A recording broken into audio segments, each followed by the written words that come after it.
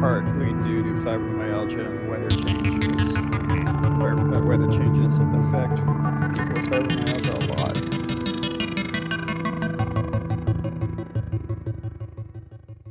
So she just hasn't been having a good run this month. Yeah.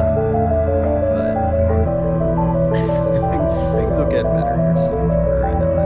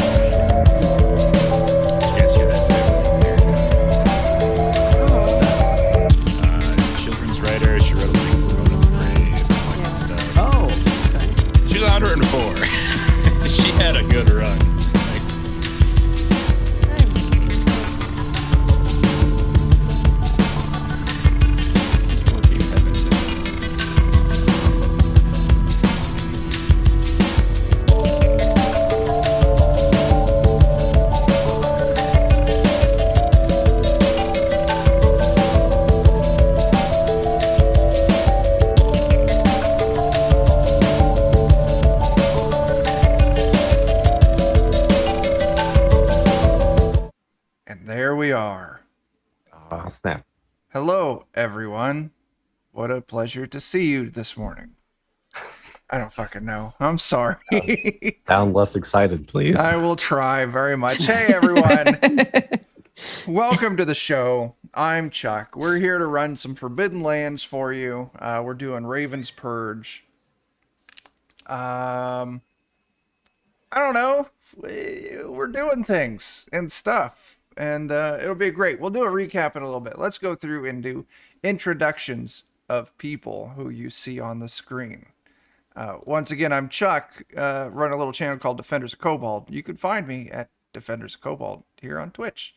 Yay. Adam, why don't you tell us who you are, where they can find you, and who you're playing tonight? Hello, my name is Adam Rose, and you can find me on Grim and Perilous Plays. That's this channel. I will say hello. What was the third thing? I forgot already. I don't know. Who I'm playing? Yeah, who you're playing. Who I'm playing? I'm playing Huxley. He is a young orc sorcerer. That is true. That And is true. I'm trying to go with the whole muscle mage thing, and it kind of works, but then I got to have a goblin come in and save me because my throat gets cut. But hey, when you have good teammates. Yeah, it's okay to get your throat cut a little bit every now and then. Yeah.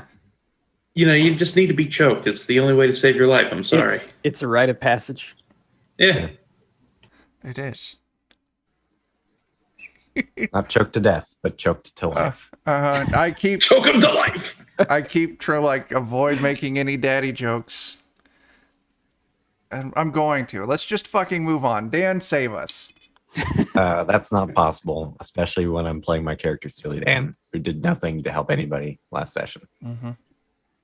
Sounds Not good at fighting, not good at stealing. Reads books really well though. you do read good, and You do. You read good. you technically are only missing half of your feet. Only half of my feet Yeah. are missing. Yeah. And we're going to a library, so we're really going to need those reading skills. Yeah. This is gonna be that one time where I forget how to do it. I'm gonna roll my check. You and, just like, forget how to book's gonna- read randomly. I'm gonna drop my glass. Oh yeah, that's I'm why I gonna became a break. thief. The book's gonna be upside down. You guys are all gonna question me here. It's gonna be great. I believe it. I look forward to it. Is. Yeah. All right, Jake. I'm Jake. I'm with the Defenders of Cobalt, and I will be playing an elderly goblin rider named Osborne, and he rides a hog named Bob. That is his pride and joy. Oh, Bob's fantastic. I don't know. Cool. All right, over to the other side, up at the top, Jeff. Hey, I'm Jeff from Adventures in Lollygagging. We play various games on the internet. We play also on this channel, so you can catch us both at twitch.tv/lollygaggers and here on Free League Publishing, including on Monday, where we continue our Things from the Flood campaign. And you can see a couple of the faces on the screen on the other screen with their faces on Monday. And we just started up a new Delta Green campaign, and we started up a new Alien chapter of our ongoing campaign. So lots of stuff going on with us.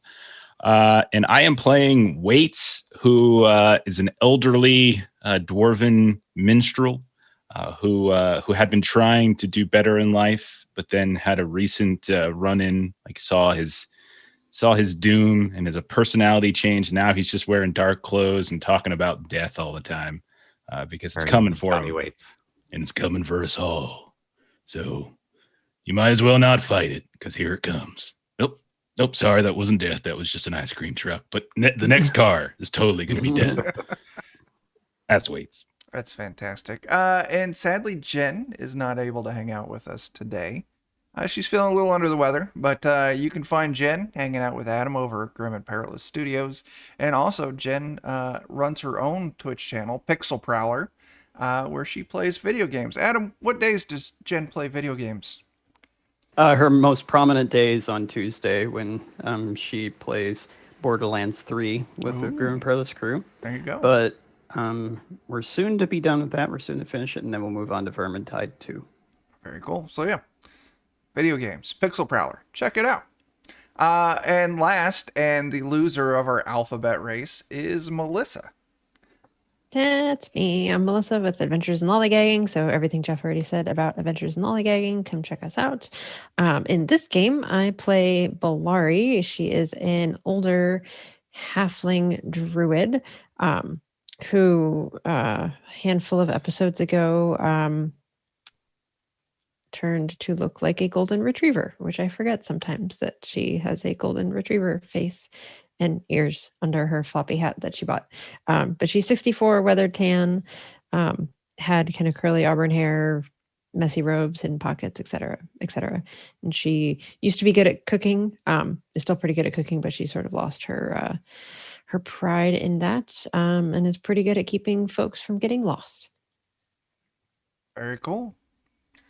All right. So last time we left off, and we've spent a couple sessions working our way here. The goal was to make it to the library at the Eye of the Rose, and that's where we're picking up at. You all knew the secret passage that would take you directly into the library. What information are you guys specifically looking for? Are you hoping to gain from your time here in the library? Actually, I have some of it written down. We're like, as we're digging into the various legends surrounding the Geist crown. So we've located the Veil of the Dead, but there is this this issue with this sword that slays giants, which is apparently one of the other gems or rubies is in that. Something about like Viridia and Malagarn, the Giant Slayer. So like we're just like name dropping some of these things and see if we can dig out that. Because like I still think there's one ruby that we have no idea where it is, because it's where like Viridia died and possibly the amulet was made from her heart or something. That's what I wrote in my notes anyway. Dan, does that sound familiar? I'm trying to remember what it was. But Malagarn, the Giant Slayer. We're definitely looking for that. And we're looking for the Yes. sword that slays giants. Yeah. That's yeah, so that's what you're looking for. The sword that slays giants. Now, I believe last time you all got some information on the Veil of the Dead as well. Right. What was We actually know where that is. Yeah. Too. Yeah. Yeah, but it's guarded by a one-eyed giant, which I think is why we were after the giant slaying sword, potentially. And there's a bunch of like, I can't remember what the creatures were called, but there are a bunch of creatures that were, I think it was just, maybe it was just Basing. orcs. Was it just orcs? And then there were other creatures that apparently were like holed up around the veil, because our buddy Kurg the ogre gave us some information about that too, that there's like certain orcs and stuff.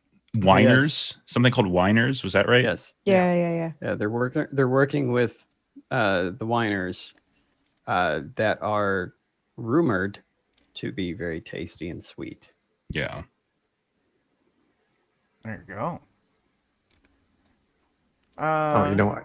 I And think all the helps with gems are healing. accounted for, because one was the queen's jewelry, which we've already turned over. Mm-hmm. One was the scepter, which we have now. Mm-hmm. Mhm. And then there was the sword and the crown, which are the two that we're pursuing right now. And Right. then the other And- three and we are know owned by that- the Red Runners. Yeah, but we know that one of them's in the Veil of the Dead. But I think the sword that slays giants, That's that's the thing we don't know. That's Yeah. the thing we don't know. Yeah. Mhm. So that's the only thing we don't have a specific location of right now. Yeah, and we had gotten some names of who had the sword before, and I think that's it. I wrote down two names. I got Malagarn, the Giant Slayer, and then I've got like Viridia, Who was the sister who died? who's the sister who died. And was an amulet made from her heart, or was that just a theory we wrote? I can't remember if that was something we learned or if that was a theory like we came up with or I something. think that was just part of the rumor. I'm not sure Okay. that it specifically. So yeah, we're looking for anything that has to do with the sword that slays giants, anything about Malagarn, anything about Viridia, anything And if I- about I mean like that kind of stuff. And if I recall, the sword that slays giants was made by the giant who's in the veil. Just to make that even more complicated. Yeah, maybe. Birdie, his I brother? don't know. I'm glad Yeah. you're all paying attention to this stuff. I really should take better notes. I just write words down and then I, put should question take better mark. notes also, because then I come back to them 2 weeks later. I'm like, the fuck does this mean? You know, let me open my notebook and see if I took any notes. Anyway. We also learned that Dalb is Marigal. Yeah, we Yeah. learned You that. did. That was a big one, yeah. That's right. Our fox. It's a big fox reveal. Finnegan. Finnegan the the Fox. Fox. Did I add Who's part of the team now? part of the team? Oh God. Against the objections of about half of the team. I think as long as he just stays mostly quiet in the background and just things operate as they were before, then we'll be just fine. Yeah, it's a ticking time bomb waiting to explode right It there. is, but So, it's remind not me- ticking yet. So Yeah. we're okay for now because it's not ticking. Remind me, Waits, why did Finnegan the Fox want to hang out with you all? Because he just dug me, right? He was like my Yeah. biggest fan. He's a like, giant fan of Waits. which makes perfect sense because Waits is incredibly talented, well known. Has been a part of a few different groups in his time, but has really kind of just gone solo at this point to explore, issues related to like mortality and whatnot in his new in this final stage, his black phase. So, Which is not a phase. that's Who true. he is now. It's a never-ending phase. That was a great moment. I really like that moment. Phase. Okay. Yep. So Didn't take any notes. Who needs notes? not me. Yeah, apparently nobody notes. Oh, that's a thing that you did. I don't know. It's going to be an interesting day. So you all find yourself in the secret room in the back of the library. Now, all of you have been here before. Specifically, you, Huxley, being a former resident of the Eye of the Rose. You're also very familiar with the library itself. Usually, until relatively recently, there was a specific librarian who oversaw, the library itself. I'm looking for his name right now. It's been a while. Let's see. This is Eye of the Rose, which is in the Raven's Purge book.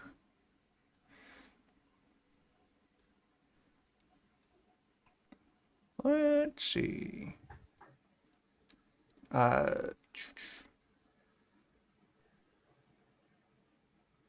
Yeah, Master Anselm. Anselm, yeah. He was the old librarian. Another one of the, people that the Orc Emperor lured in and then never let go. As you were all talking to him, you realized Anselm was really working off borrowed time, and the fact that he didn't know how to read any of these books. So he was just making shit up and feeding it to the orcs. But Anselm is gone since you all, escaped him. Yeah, helped free him. Where do we want to start off with? You're in the secret room. The door's not open to the library proper. I did have a plan of some sort to try. Okay. I always thought this particular corner of the library was a bit strange. There's something a bit off about it, but it just never quite sunk in. Now I knows it. It's been weird forever. Yeah. On purpose. Yeah, well, I mean, sometimes you don't know things is purposeful until you know its purpose. I agree. I was thinking I can finally use one of my talents that I basically never used yet. What do you got? Path of the Face, which I have it up to rank 3 now, which lets me assume another person's appearance completely, even if they're a different gender or kin, can mimic voices, demeanors, pretty much look completely like someone else. Cool. Who are you going to look like? I was thinking that maybe we'll look like one of those orcs that we killed who was outside of the town. So, Oh, okay. Yeah, one of you the know, essential orc bounty hunters that were bringing Yeah. back runaway orcs.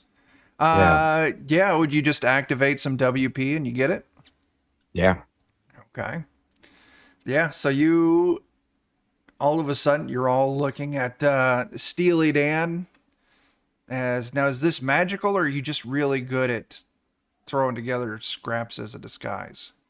I assume it's magical. I mean, it doesn't specifically say, but It's a rogue ability. So yeah, Steely Dan, Yeah. you maybe have some minor, glamour that you can apply, a little bit of, scrap clothing here and there, and all of a sudden Steely Dan appears to be almost identical to the orcs that you all saw outside.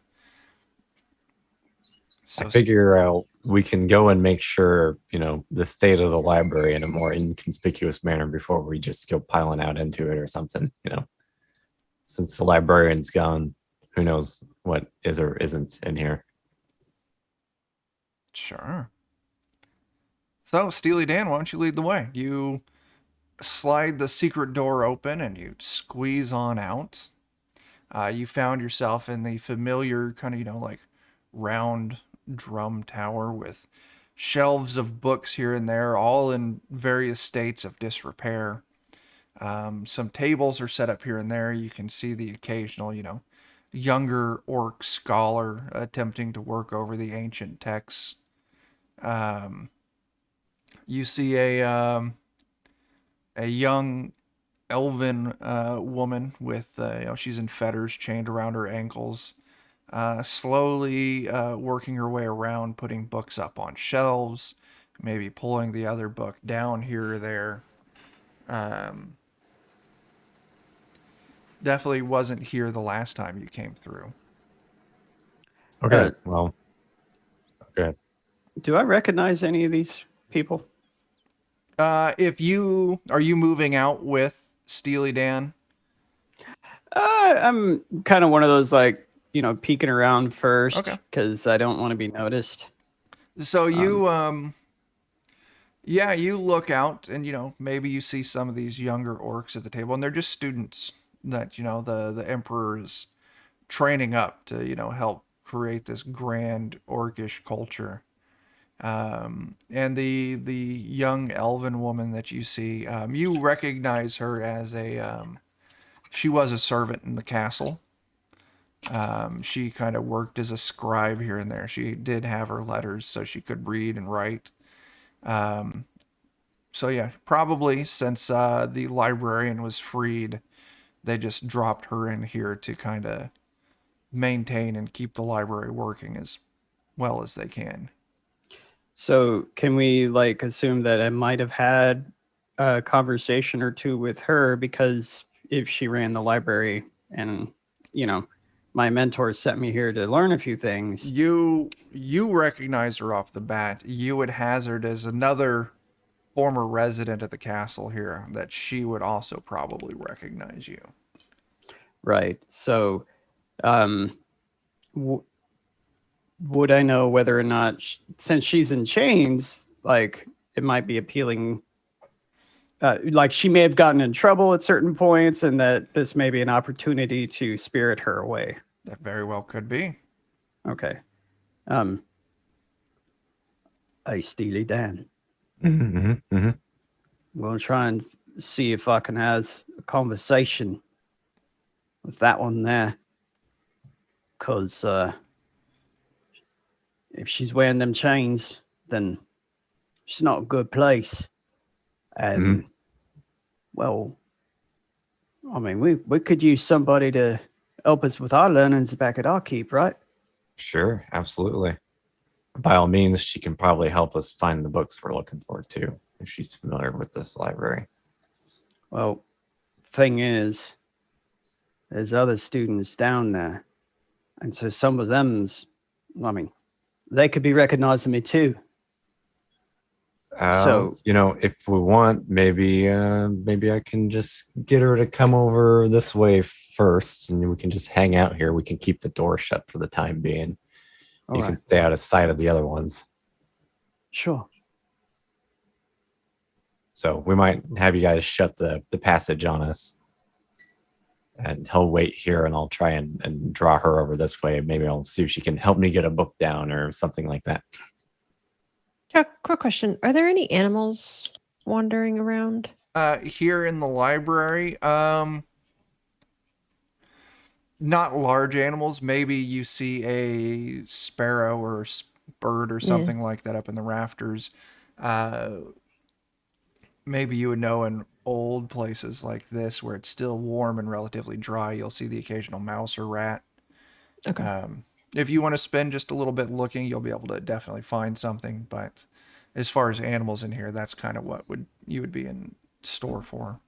Okay. I was going to try to animal form, but none of my options would look in place in a Okay. library setting. There wasn't I was looking for like something like a mouse or a bird or something, but Okay. not an option. So I will stay behind the door and let them go in. Okay. Okay. So, yeah. How are you all handling this? So I think we'll have Huxley kind of wait over here for the time being. You know, maybe you can be holding a book upside down or something like that and just keep your face in it. Why would I be holding it upside down? We want to make sure you don't stand out. I expect that most of them hold books upside down. Wow. Well, Steely, we've told. What are you saying? Well, you told me most of them don't know their letters, so.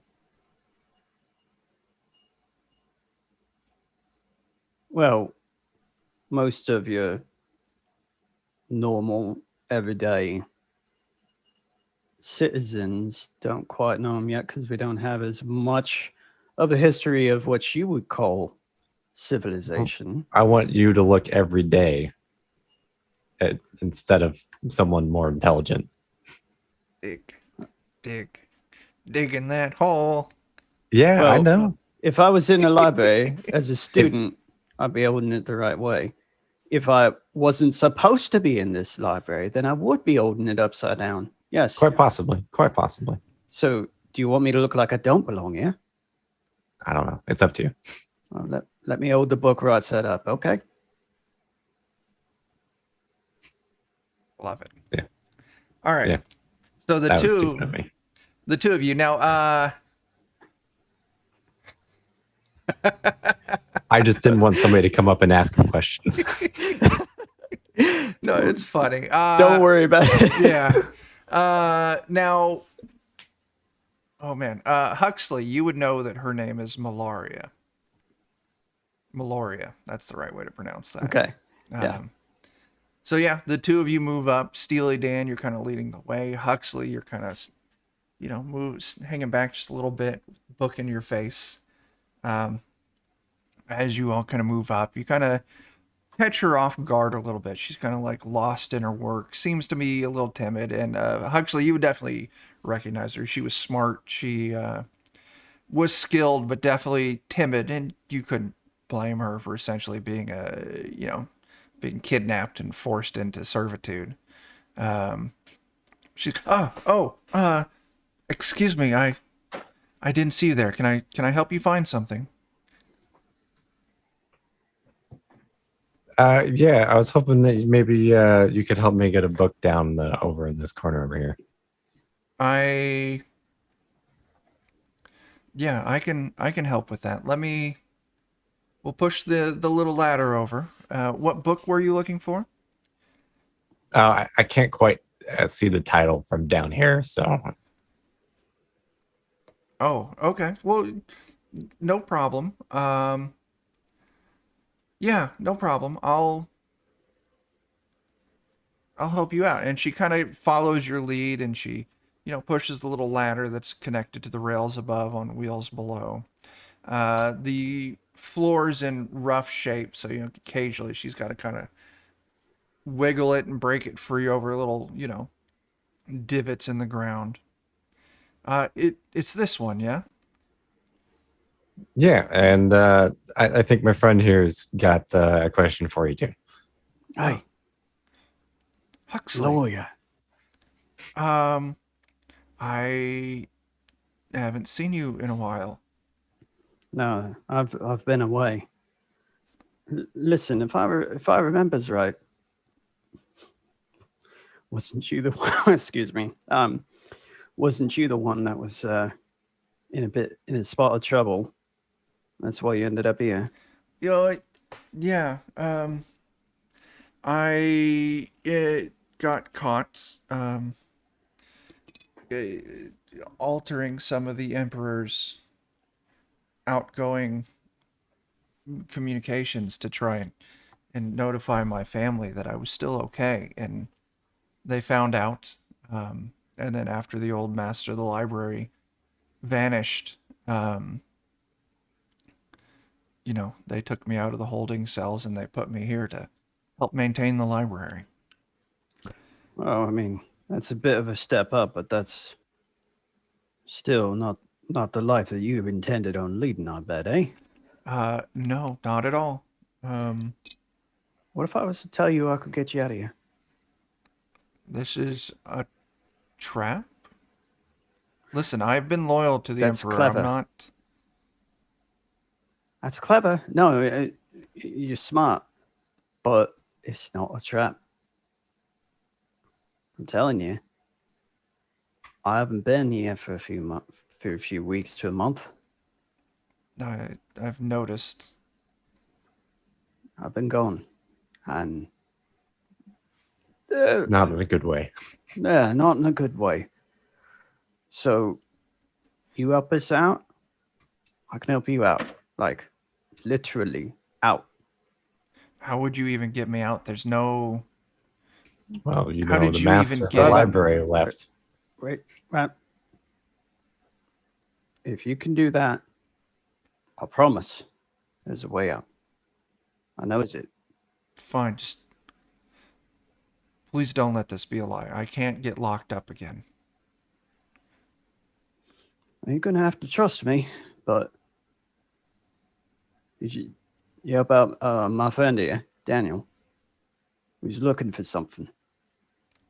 Yeah, Okay. we've got some information that we need, and we figure this is probably the biggest library that might have it. Okay. Specifically, with a certain set of gems. What That, are you looking for? And I'll drop the names that we have. Marigold, the giant slayer, not Marigold, but what was the name now? Alagarn. Malagarn, Yeah. the giant slayer. There it is.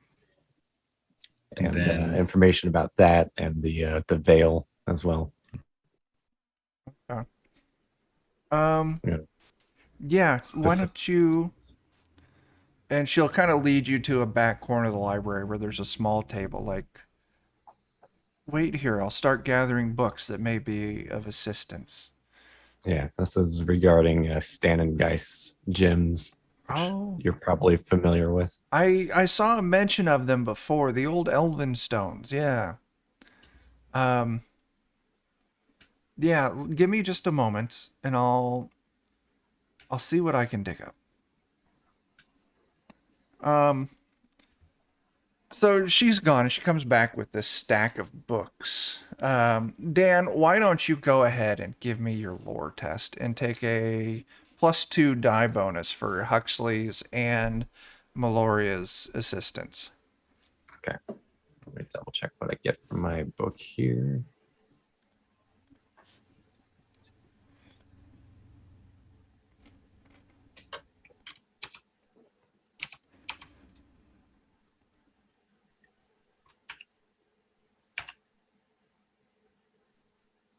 I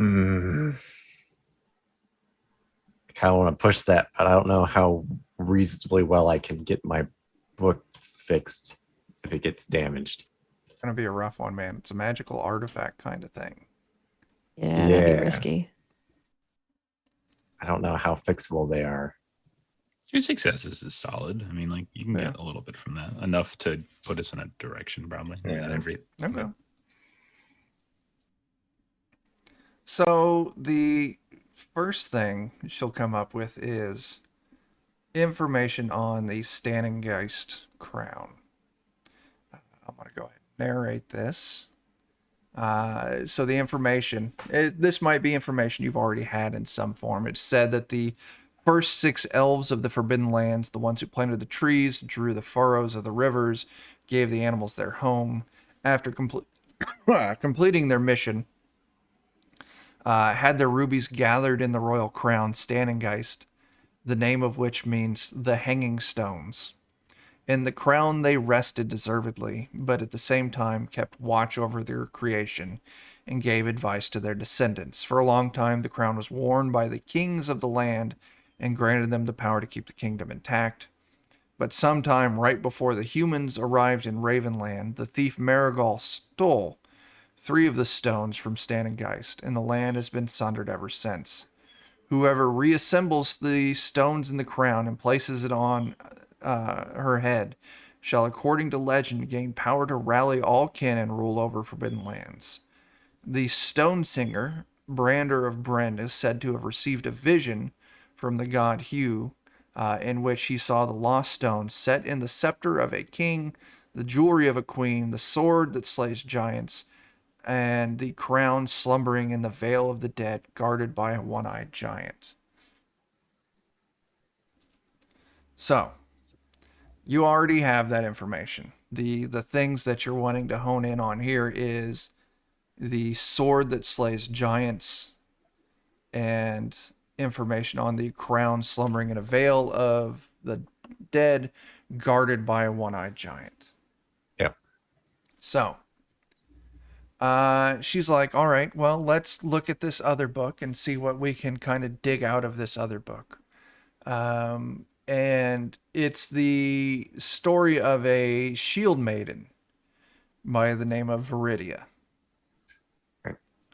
And this is probably information you already have, at least to begin with.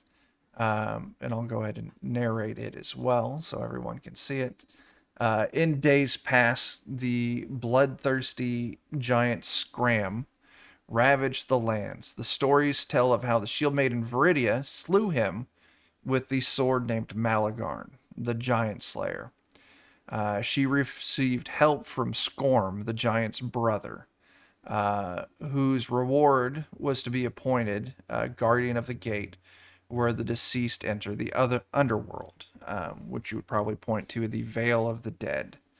But Viridia sustained such grave wounds during the battle against Scram that she died soon after. The emerald that had made up her heart was set into the crown Geist, but is later said to have been moved to the sword Malagarn, and the weapon was since lost to time. So there's a sword out there with Viridia's emerald in it, called Malagarn, and that is one of the stones, the stone that currently is unaccounted for by you.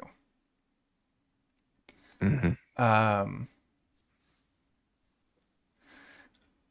So that's the first bit of information. Now, reading through those,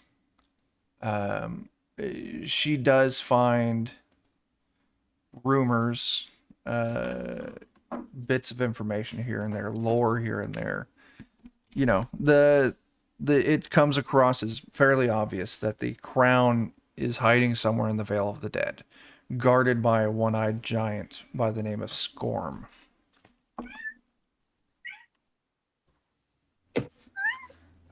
So it's possible then that we've got it backwards, that we need to go there first, and maybe that giant knows more about where the sword is, as opposed to going and getting the sword first and then going Possible. to the giant. I considered that too. The question is, is the giant in a term, disposition where we could get information from him or not? That's Yeah, I mean, we don't know. Yeah. Now, while she is, let me see here. While she's looking for the information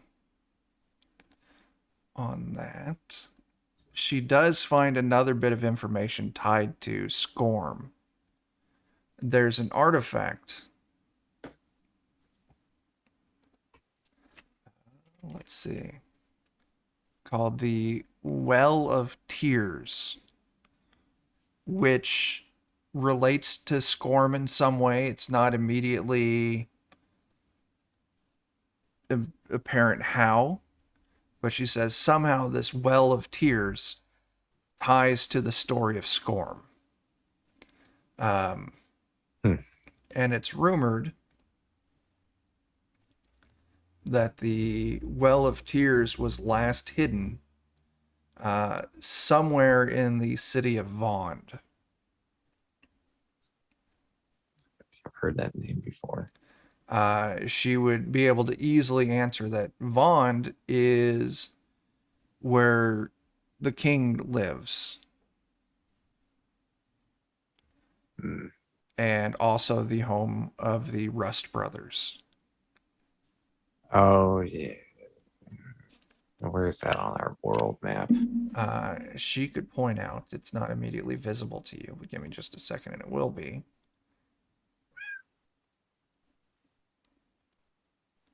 Vond is southeast, southwest. Yeah. Well, maybe we'll have cause to call on that favor from our Rust brother we saved.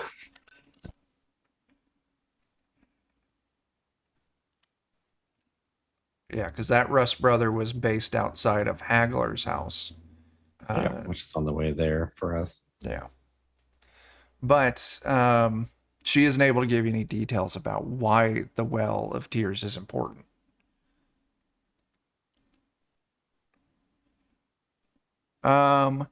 Let's see. You got 2 successes. So you learned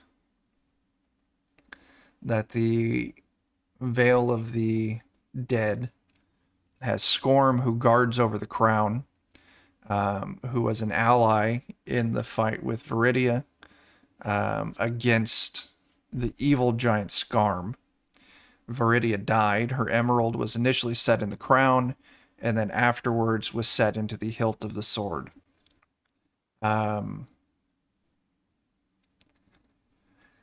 Yeah. I think that's some information that kind of points you in the right direction. Well, maybe we should take this to the rest of the group and get out of here. Yeah, I'm tempted to suggest I wouldn't know any different if a couple books went missing. Well, they might notice over time, but they probably wouldn't know who did it. And even so, we'd be out of here.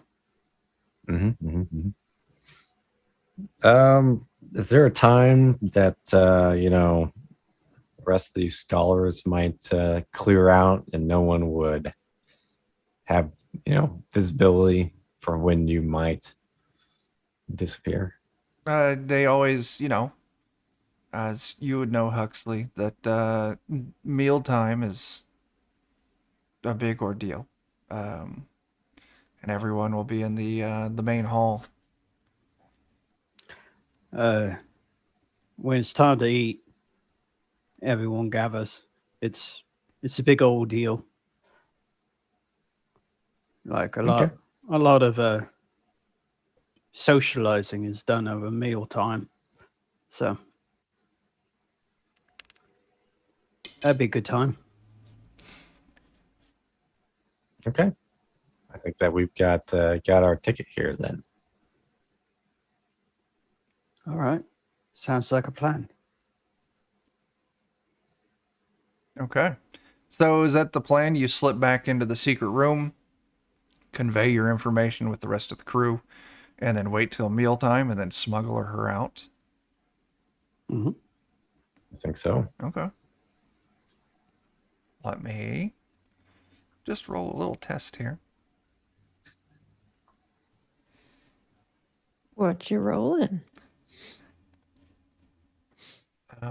What they're having for dinner. Oh, okay. No, Just no, for no some danger. depth and flavor, just with scents waft through the air. It's the party. They're having the party for dinner. Smells like cabbage. So you're all in the secret room. You can't really hear the goings on of the library. Does anyone want to do anything during this time? Maybe slip out, try to find other information, anything, or just hunker down and wait. I think Waits probably doesn't want to do too much. He's feeling the little interaction we had in the Arena Forest kind of has him a little winded, so I don't think he's going to want to do too much. Okay. I could potentially spend some time out there just to make sure nothing goes wrong if we want to, but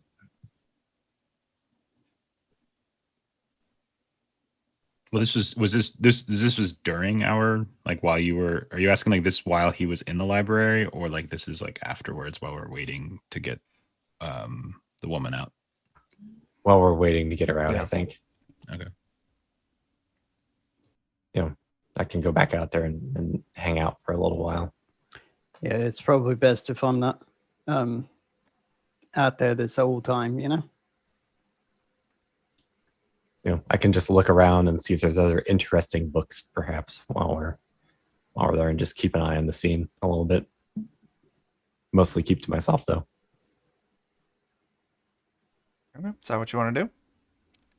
Is that good with everybody? Yeah, I think we had a relatively singular mission here.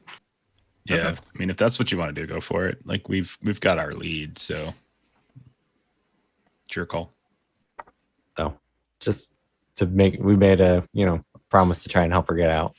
So, just to make sure nothing goes wrong with that. Okay. So yeah, you move back out.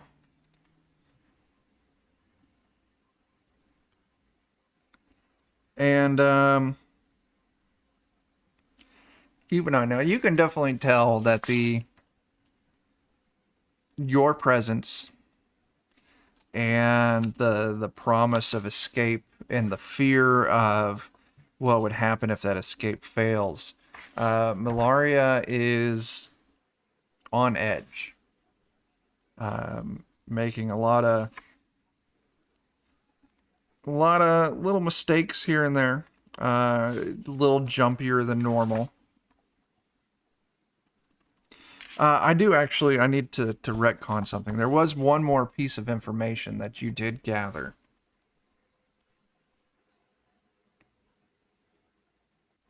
And it was a little bit more pointed information. And I'll just show the legend itself on the Veil of the Dead. I'll narrate that so that way it'll come across chat. Story still of how Zjogfer, the Defiler, visited the Veil of the Dead beyond the Temple of Silence during the Alder Wars. The sorcerer's spouse, Martea, taught him how to parley with the deceased. But when she learned how Zjogfer abused the art, instead of seeking wisdom, he wanted to wake the resting bones to his service. She fled with him with 2 of their children. Zjogfer continued his work in the Vale until the Keeper of the Dead chased him away.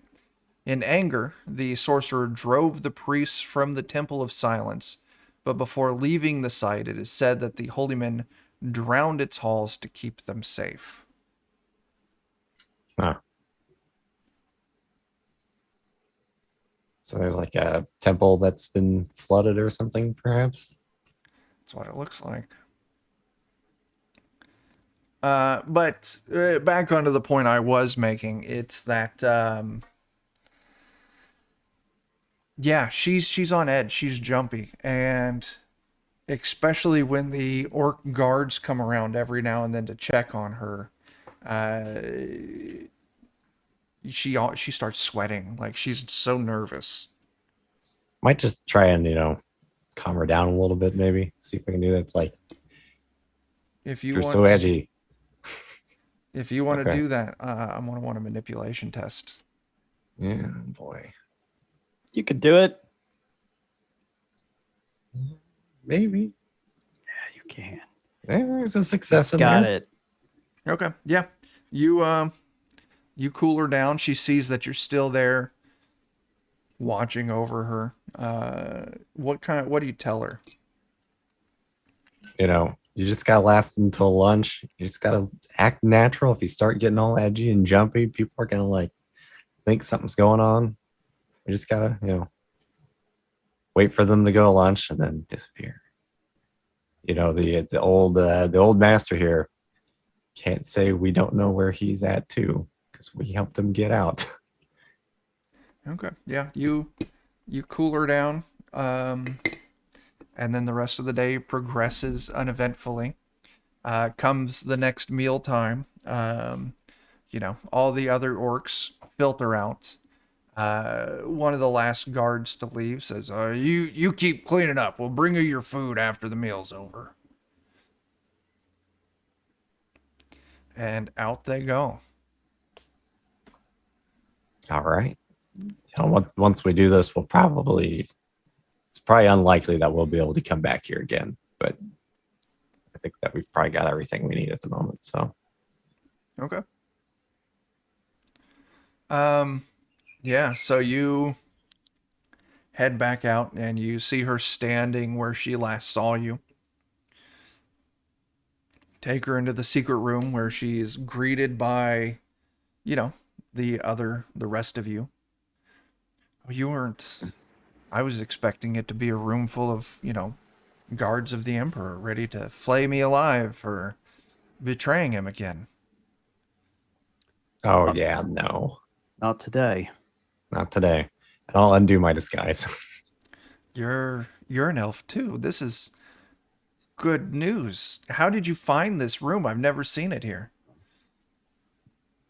Well, it's kind of a long story, and it all has to do with these gems that we're looking for. The Red Runners, some of our other kin, familiar with this place since it used to be an elven library, knew of a way to get into it. Oh, okay. Well, Let's talk and walk. Let's talk Yeah. and walk. yeah, Nice to meet you. But Uh, let's walk. yeah. Good to meet you as well. Um, yeah. You all make your way out. Moving out of the old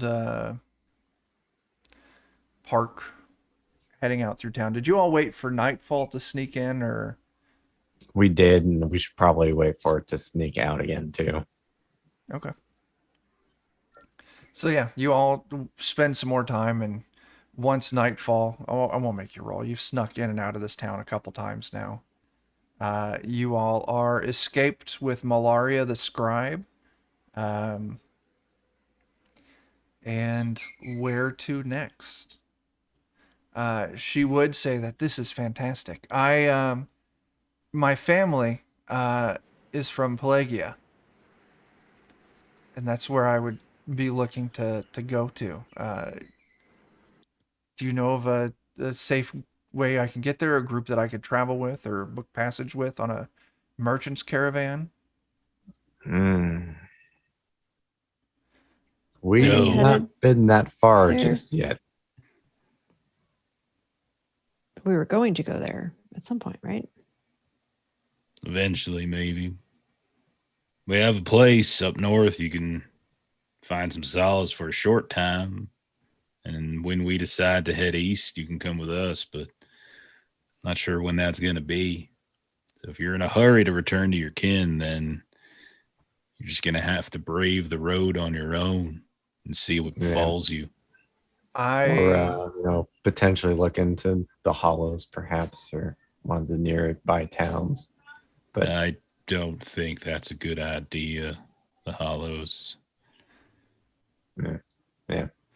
Well, I am I do want to get home, but it's too dangerous for me to go on your own. If you have a place I could stay that's safe, would you allow me correspondence to send messenger to my family in Pelagia to let them know that I'm okay?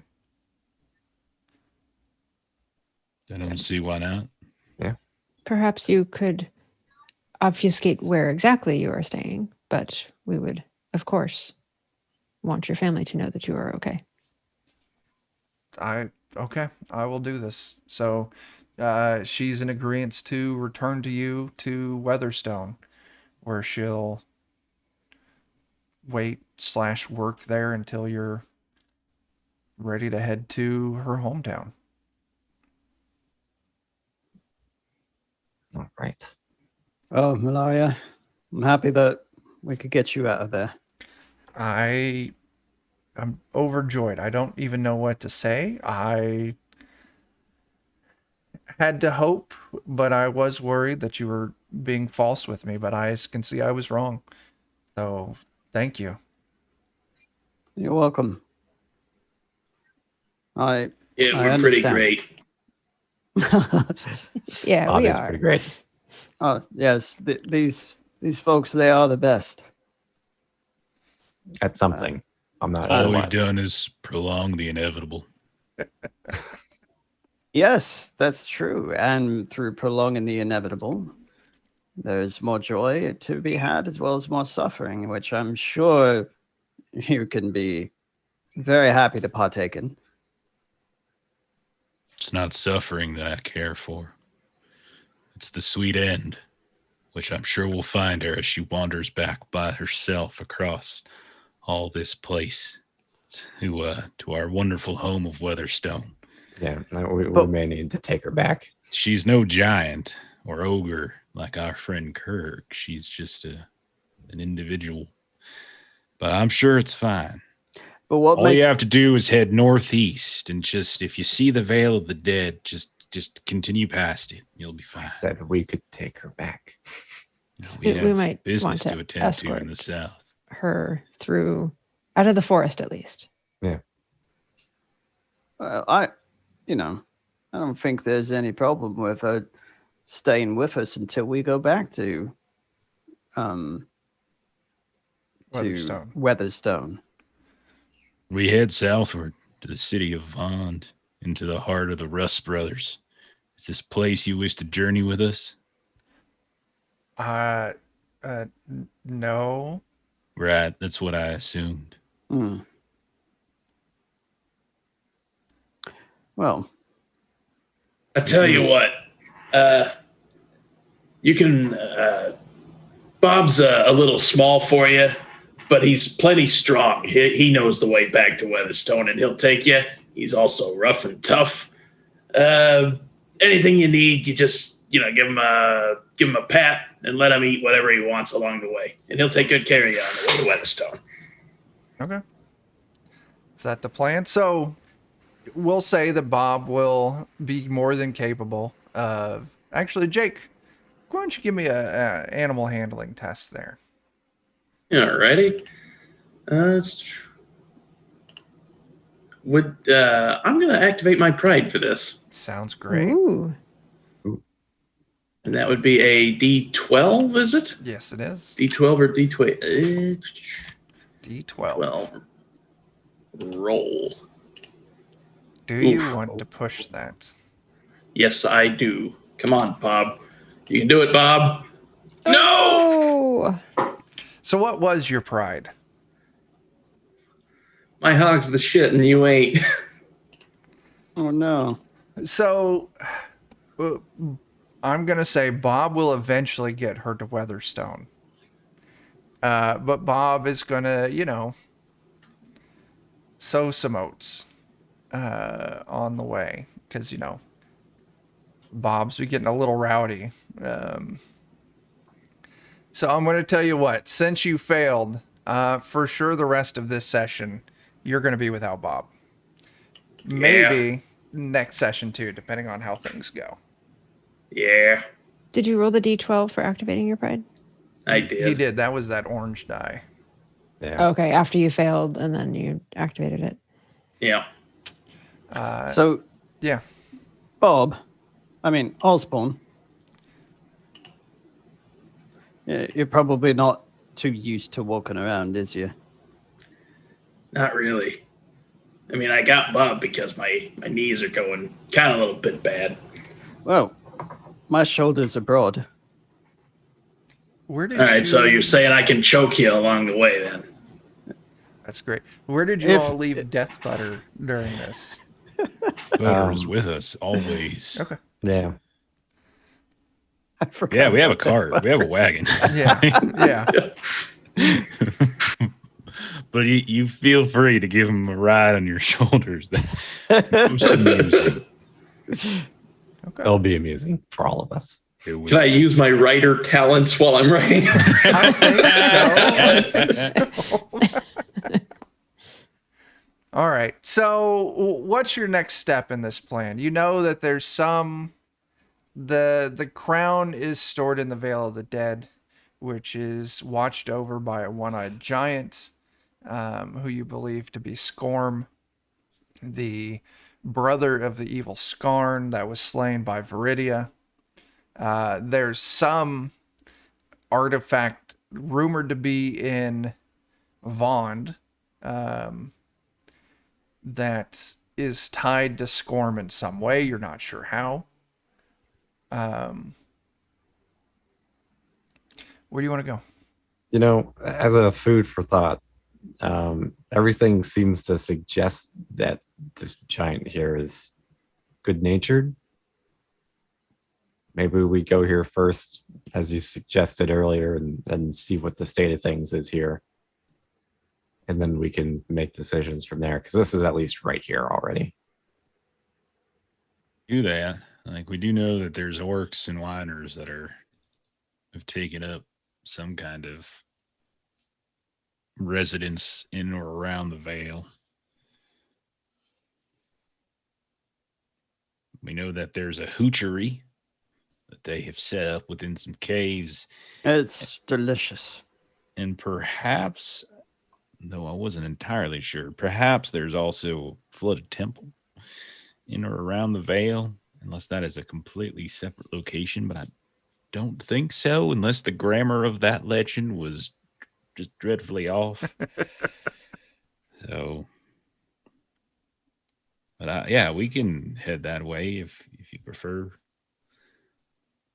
Might be a shorter path for the day. The only other option we had is ultimately heading down to the city of Vaughn, but perhaps by way of Hagler's house to impress upon our Rust brother friend, I think it was Brother Ochre, if he might help us with an introduction to someone within the city to make our arrival and our work there easier. Yeah, I fear that we've got just one shot to go down there, so I'm hesitant to go down there without as much information as possible. It's just a city. I don't Rust see any Brothers reason. City. Sure, but we've been in places where Rust Brothers, as long as we're not doing anything untoward. Well, I'd hate for them to try and recruit us upon arrival.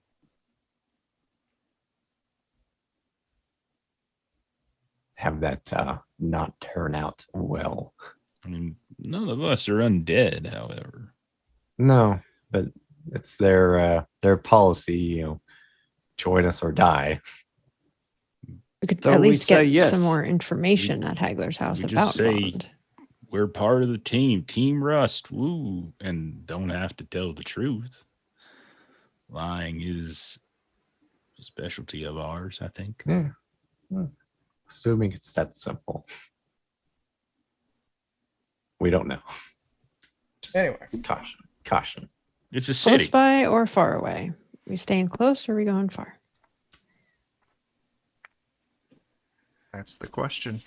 Yeah, I mean, I'm interested in checking out what's near to us first. I mean, just by the literature, it seems like this giant should be good-natured. Yeah.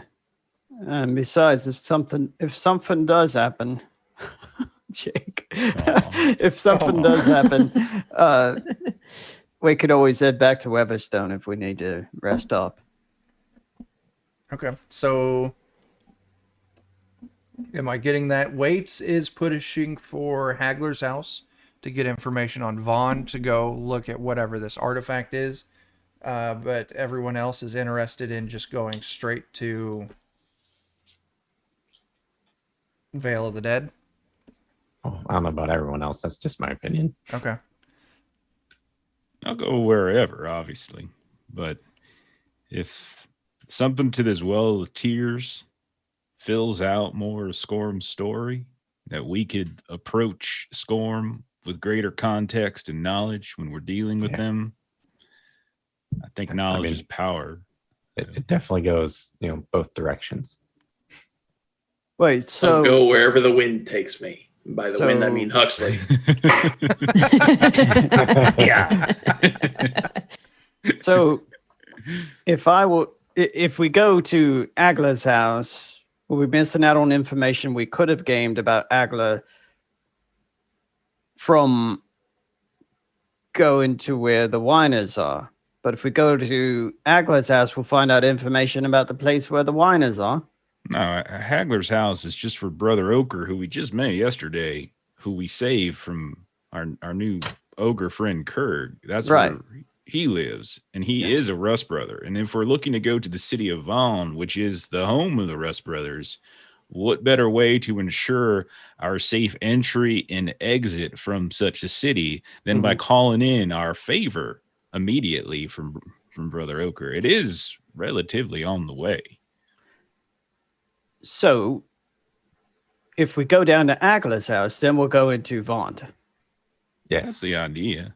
Well, Unless okay. there's something that Brother Ochre tells us that would completely and unequivocally get us to not want to go to Vaughn. so why don't we go visit the whiners, then go to Agla's house, then go to Vaughn? Well, the whole idea of going to Vaughn was to learn about the Well Tears, which apparently is somehow connected to the very giant that we think we're going to be able to go treat with in the Vale of the Dead. Okay, so in order for us to learn about the giant, we need to go to Vaughn. That seems to be the order. Yes. And Okay. I also think that the crown is probably the last thing we want to get because it's being protected right now. So if we gather the rubies first and then go get the crown last, I don't So- know that I want to walk around with the crown. So, Steely Dan, what was it he was saying about going to see the giant first? Is that just simply because he seems amenable, or Seems possibly amenable and may tell us information about these other things that we're looking for. so? Either way, we're going to learn about the other place. It's a gamble. No, going to the Vale. I mean, we're making huge assumptions when we say we're going to the Vale of the Dead. We're making assumptions that he's going to be treating with us. And No, that's not to suggest that we're saying that already that's not going to true. go through the orcs and the whiners as well. So I'm saying we go and get information before we go bursting through his door. Information that lets us know how to deal with him, maybe. That makes sense. It is a long haul, though. So we don't want to take that long haul. We'd rather just do the short walk over to the Vale of the Dead. We can do that too. It's fine with me. A long haul may give you inspiration for your next song. I don't need inspiration. All of it just comes to me as I contemplate the finite nature of your existence. Well, earlier you were speaking about how you're interested in the sweet release. Or the sweet end, or sweet something. Sweet was where you had my attention. And I believe that a truly sweet end or a glorious end is made by doing wondrous things in your life first. So, I'm game. Still not sure we've made any sort of decision on it. How about we just make this simple? We'll go to Vaughn. Or just do a roll. Just flip All a right. coin. I like that. Let's do 1 to 2 Vale, 3 to 4 Hagglers, 5 to 6 Vaughn. Sound good? I don't Well, no, think I we're going to think- go I to think the Vaughn only without reason going to we- Hagler's yeah, first. yeah, so We're it's a definitely going to go to 50-50. Hagler's first. Okay, so 1, 2, 3 Vale, 4, 5, 6 Hagglers. So it's Vale. Vale, all right. Yeah, 1, 2, 3 Vale. Okay. Okay. We have it solved. So, close that book for now. All right. How Yeah. long were we for the rest of us like hanging out in the hidden room? It was 4 or 5 hours. Okay. What's up? No, I mean I know that Waits would, before actually trudging into the Vale of Dead, he would want to get a quarter's day rest to get some of Okay. to recover some of his attribute damage. Sure. Yeah, Not a problem. You get that in. You now need to make the trek to. Yeah. Okay. You want to stick along the known parts and just swing out for that one hex right there next to Veil of the Dead? That's kind of what I'm thinking. That way we can get our one new hex of the day. Sure. Hex dip. Hex dip. Oh, I don't know what that is. That's crazy. Sure. Go ahead.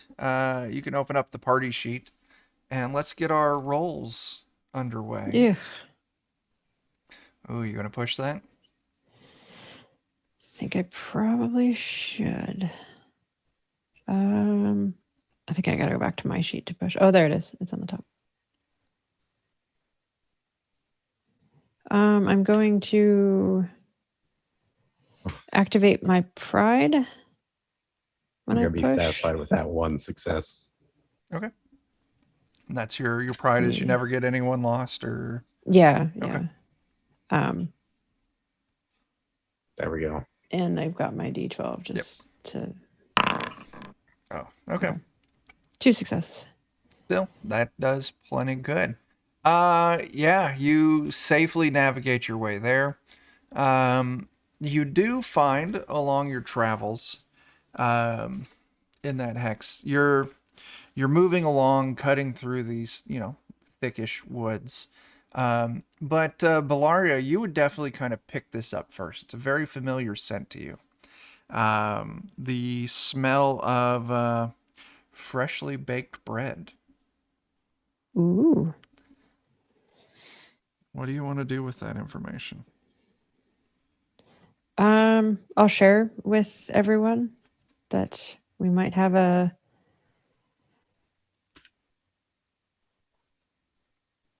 cabin or someone somewhere with some culinary skills. Yeah, I assume you're not just baking bread randomly in the wild. Okay. So, shall we go and see if they're feeling hospitable? I'd be fine with that. Sure. Do we see where it's coming from? Do we see a cabin or some such, or do we just smell bread? Right now you smell bread. If you were to, follow the path for a little bit, you would eventually come to a small clearing with a very quaint looking little cottage, stone cottage set up in this little clearing. You can see it's a little on the short side. Looks like probably like halfling construction. But you can see a little chimney going on it, and as you move closer, the scent of this bread grows stronger. Interesting choice for residence. I wonder what the property value is for this hovel so close to a place called the Vale of the Dead. Does it smell like well-made bread? It does. Mm. Might approach the door, sort of just, kind of shout before I kind of actually get to the door and knocking. Just, that's some delicious bread there, I smell. You hear a surprise like, "Oh!" from inside. And then moments later, the door kind of swings open a little bit, and you see a small head kind of peek out, and he sees the group of you standing there, and the door opens, and it's a halfling, redheaded, kind of close cut, red beard, wearing an apron, just coated in what looks like flour. Oh, thanks. I just had a fresh batch come out the oven. It smells wonderful. I have plenty, and I have some tea. I don't get many visitors out here. If you all would like to take your, take the load off your feet for a few minutes, I'd be happy to share. My name's Melkar, by the way. Bellari, and these are my companions. Lovely to meet you all. Would you like tea and bread? I have some pastries. Sure. This is Sounds delightful. a welcome stop on our journey. Fantastic. Come. It is shorter, halfling sized. He does have some chairs here and there, but they're probably a little small for those of you who aren't on the shorter stature. Are we Gandalfing around? You're Gandalfing around a little bit, yeah. Osborne, he's Yeah, I'm feeling out of place with how normal everything is. yeah. But he also he seems a little squeamish around you, which is not uncommon for halflings to act that way towards goblins. But sure enough, it's like this nice little cottage, rustic cottage out in the woods. Inside, it's fairly well decorated, but it looks like it's mostly set up for cooking, like baking. He's got long, flat tables, most of them caked with flour. Large stone oven in the back of it, which is wood roasting underneath of it. You could smell the smell of bread coming out. Yeah, he, please have a seat if you can. If the chairs aren't, sadly, you might have to sit on the floor. I apologize for that. And no, do you make all of this for your own consumption? Yes, in my previous life, I was a baker, and it is my passion. I keep my head down, and every now and then I have some friends that might come through, and when I absolutely need to, I'll make the trek over to Amber's Peak to, sell some of my goods. You said previous life. Yes. Sadly, the town that I came from, I had a bit of a disagreement with the mayor, and I was asked to leave. They accused me of stealing, but I'm no thief. I don't know who stole the thing, but it was not I. So sadly, I had to leave my business and my home. And, I found this nice little cottage. And, it does me well. Do you ever have any trouble being so close to the Vale of the Dead and the Fire of the Rose?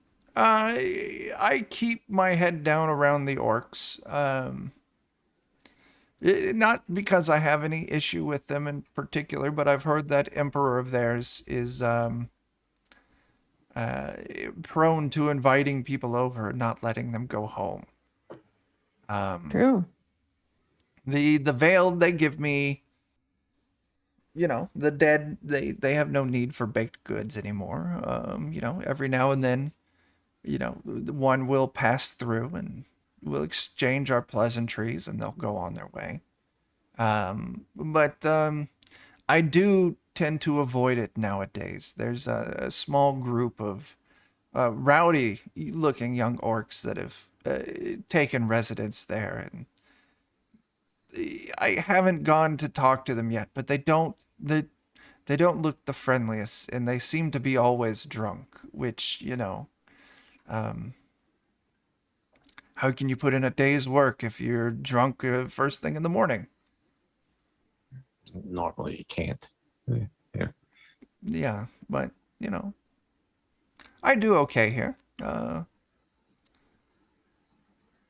And the people down at Amber's Peak, they're always happy to buy my goods and always happy to sell me grain, flour, whatever I need. What is it you sell to down in Amber's Peak? I just set up in the open market, past their little, but what was the open market? Now it's their little horse trotty area. I don't know the terminology. I'm never one for riding. Horses scare me. That's correct. It's actually just called the horse trotty area. Okay. There's proper nomenclature. As far as we know. But yeah, they let me set up in a booth over by the inn, the tavern over there. And people come and they buy my baked goods, and then I'll visit some of the other farmers and merchants who sell there and buy what I need. Say you were originally from? Place you had It's, your disagreement. yes, it's a town on the western side of the forest. It's the name of it is, and I'm looking for the name of it in the book. Oh my gosh, Pernty, Pernty. But it's on the other side of the forest, over by where the river, splits. Give me a second. I'll put a marker down for you. Yep, pretty much right there, Melissa. You got it. Look for the split of the river. Yep. They ran you out of the town. The mayor said I was a thief and I stole something. I stole nothing. I don't even know what it is that he said I stole. But sadly, yes, they chased me out. If you had the opportunity to go back, would you?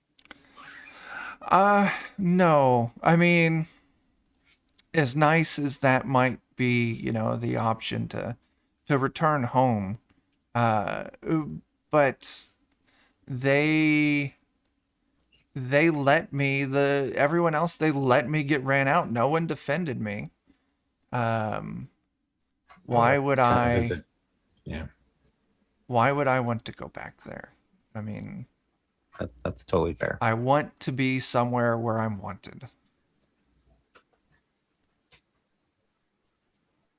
Might you be interested in bringing your wonderful baking talents to a smaller locale that has many mouths that would need to be fed on a daily basis?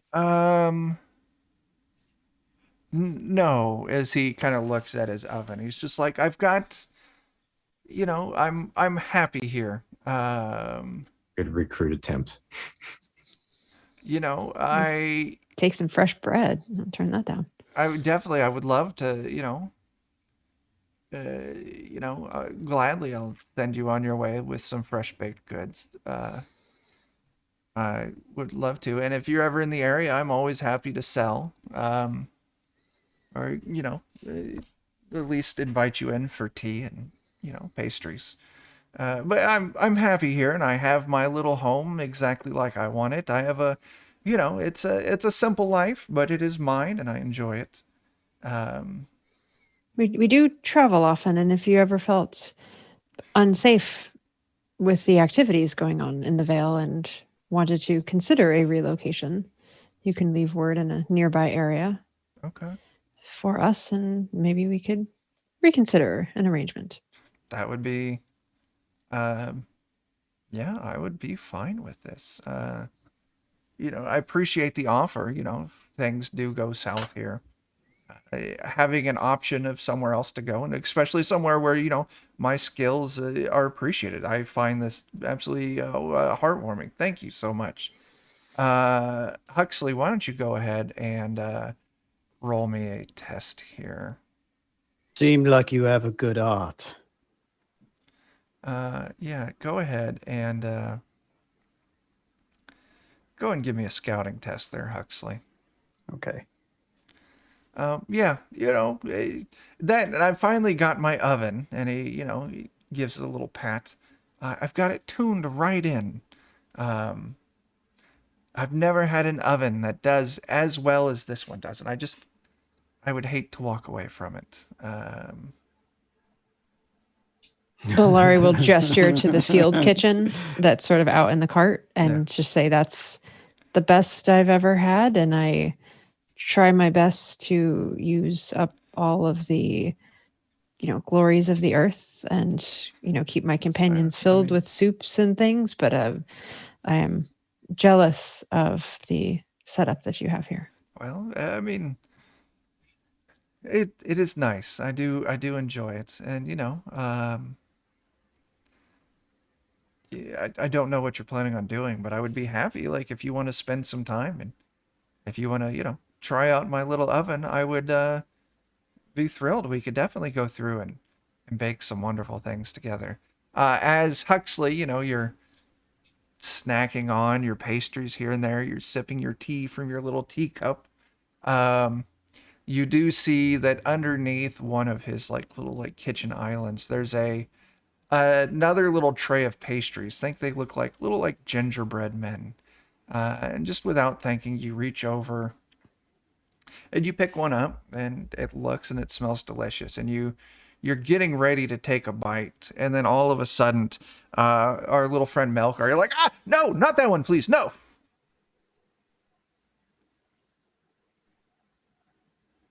No, no, no, no, no, no. Please don't eat that one. Why not? As he points to the pastry, and the pastry's tilted its head back and it's looking up at you and shaking its fist. And I throw it across the room. I love it. Absolutely. It's fantastic. Give me just a second here.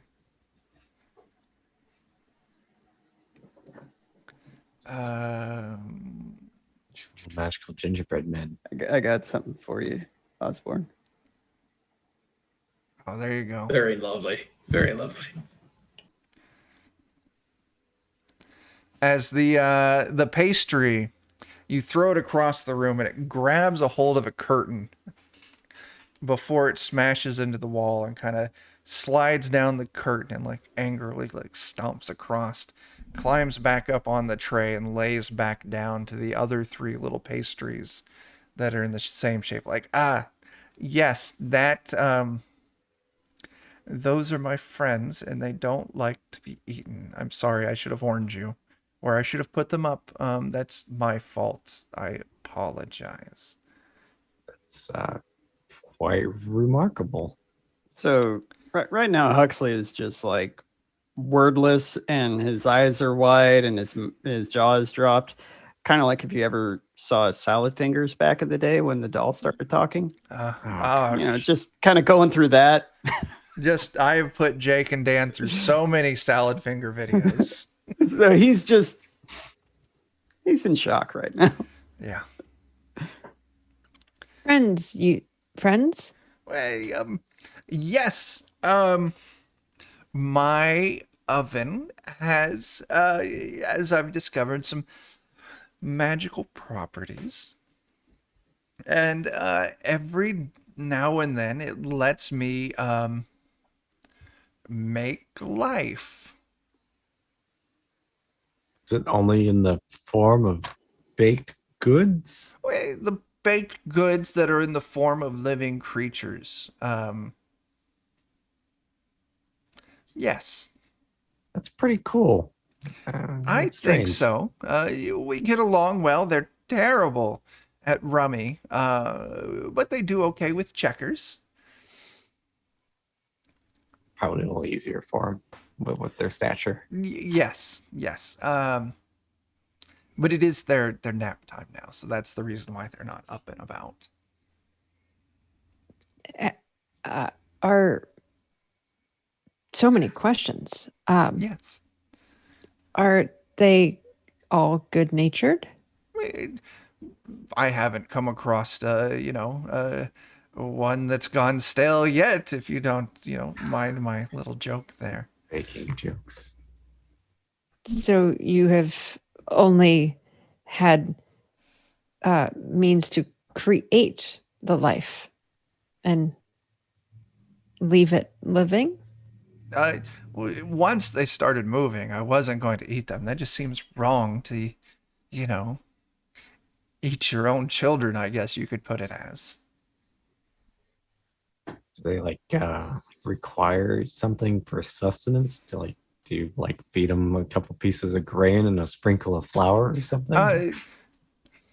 No, they so far they haven't shown any inclination to consume.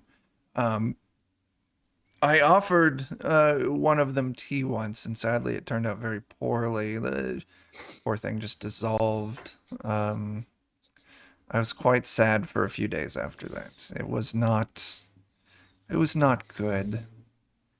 Yeah.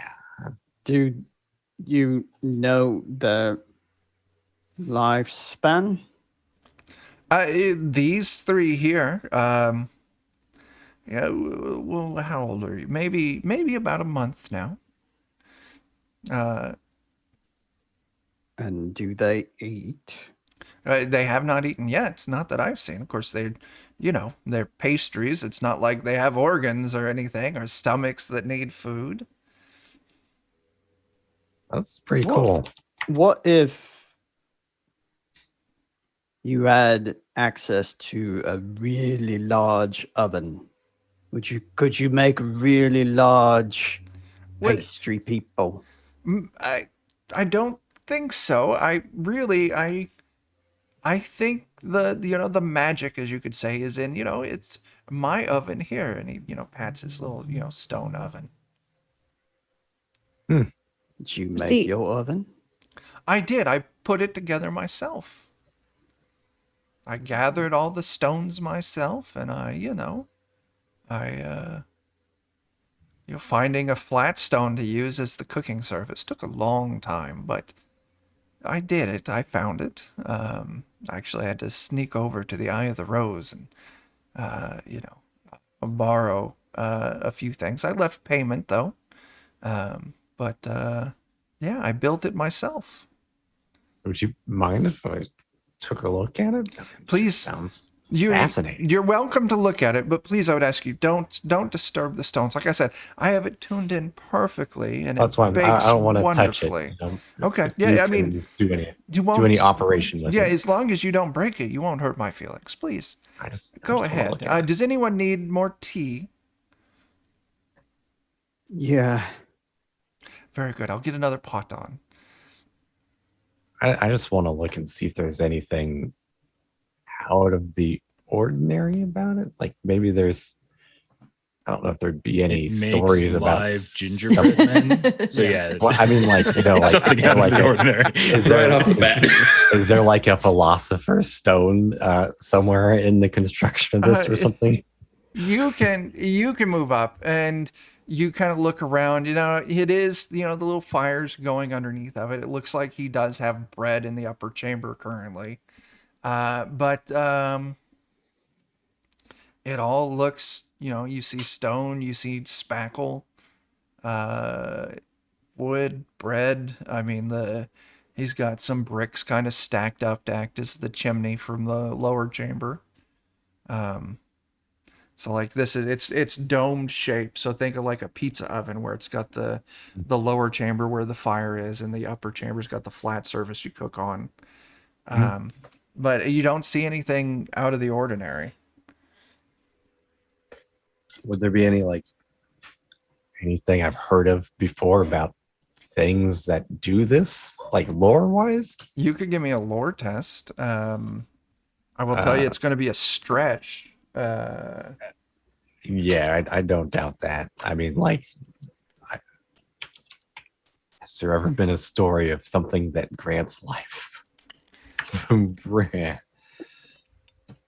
So two successes. here in the Ravenlands, a couple of stories that you could say, like necromancy, the undead walk, life after death is a common thing. As an elf, you would know that your life force is tied to your elven ruby. And that when an elf dies, their ruby can be taken back to the still mist up north, and their later on they can take physical form again and venture back out into the world. There's always rumorings and whisperings of this and that, but really an oven that bakes live pastries. this. Yeah, this is new territory. Okay, that's fine. Balari will ask where he found the rest of the stones, because he said that the cooking stone was from Eye of the Rose. How about the rest of the stones? The rest of the stones, I here in the forest, here and there, I did find some of them I snuck into the Vale here and there. I did plenty of exploring in my earlier days. And nowhere crazy by any means. Huxley's finally starting to calm down. Well, what I was saying earlier. Would you have any interest in expanding this? I mean, because we could make bigger ones. I mean, and I know we've already offered and you said no, but we do have a keep where you could have a very large oven. Once again, your large oven, it sounds nice, and having an oven in a proper keep, I'm sure would be fantastic. But I think, the magic is in my oven here. So if you're like, I can't if I were to go to your keep and start making, gingerbread soldiers or whatever you would have, I can't guarantee that they would be anything more than just gingerbread, unless, you're willing to hire a crew of laborers to come out here and disassemble my oven in my house brick by brick and rebuild it in your keep. But that would be incredibly expensive. He just kind of turns and looks towards the others. Yeah, I'll suck some pastry crumbs off my thumbs and start rooting through my bags to start counting my money. Thanks for the raid, Casual Campbell. Oh, snap. Hey, thanks. That reminds me. Thank you. Bring that back up.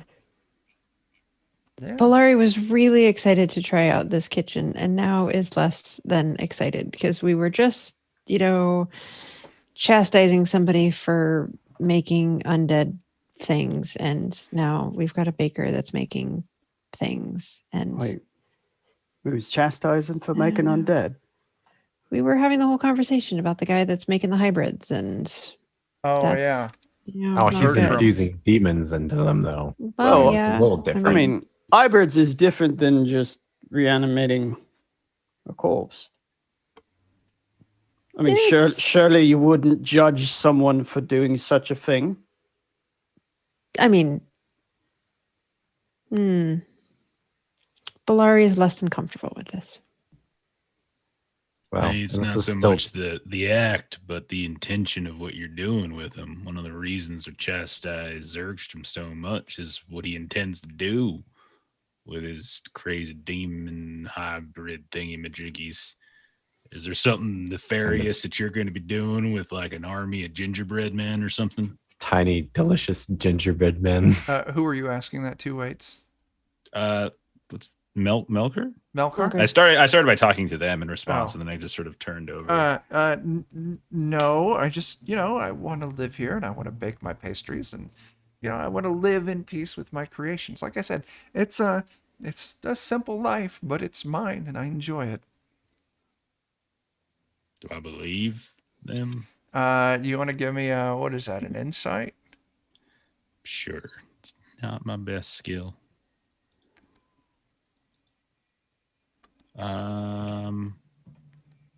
Sure, I'll push. Oh. No. Okay. Same numbers. Crazy. I mean, Dice are being unkind. He seems to be sincere about it. Yeah, I mean, I don't know, Blari. I think those are two different things, Yeah. They look at them. They're just gingerbread. And and he'll pick one up and set it on the table. Like, look, they're adorable and they smell fantastic. Can I tickle one in the stomach like a Pillsbury Doughboy and see what happens? Yeah, you go up and you poke one in the stomach, and rather than the plate will woohoo, it slaps your hand away. All right, that's fair. It's fair. I probably should have asked for consent or something first. Which one of yous did I pick up and throw? One of the other ones raises its little hand. I apologize. I didn't understand what you were, and now that I do. Please accept my humble apologies. It gives a little nod, a little bow, like a little like curtsy, like shakes its head. Good to see we've cleared that up. I'd hate to somehow. I got 1 gold and 8 silver. That's that is not that you're paying me. This would be to hire. I mean, it would be an extreme amount of money to do that. I mean, unless you're wanting to do the labor yourself. Yeah, sure, I can just get Bob to tote this. Oh, damn it. Oh. I mean, it's something to mull over. Oh, So- I do in the back. I do have a small, a barrel. I'm making some mulberry wine. It'll be ready here in probably 3 or 4 months. maybe we could take 3 or 4 months to see if we can make some sort of arrangements, and then we'll celebrate over some mulled wine. That will be fine by me. I mean, like I'm happy with my life here, but if you have, if you can get my oven wherever it is, I'd be willing to consider, once again, I just want a simple life. I want to ply my trade. I want to bake my goods. It's my therapy. It's my art. It's my well-being. It's what, gives me joy to get out of bed in the morning. It's, baking the best pastries and breads that I could possibly make. And what Reason if to exist? one of your creations wanted to go out and see the world outside of your little area? I mean, every little bird leaves the nest eventually. I would be sad to see them go, but if they wanted to leave, I would support them, as any good parent should.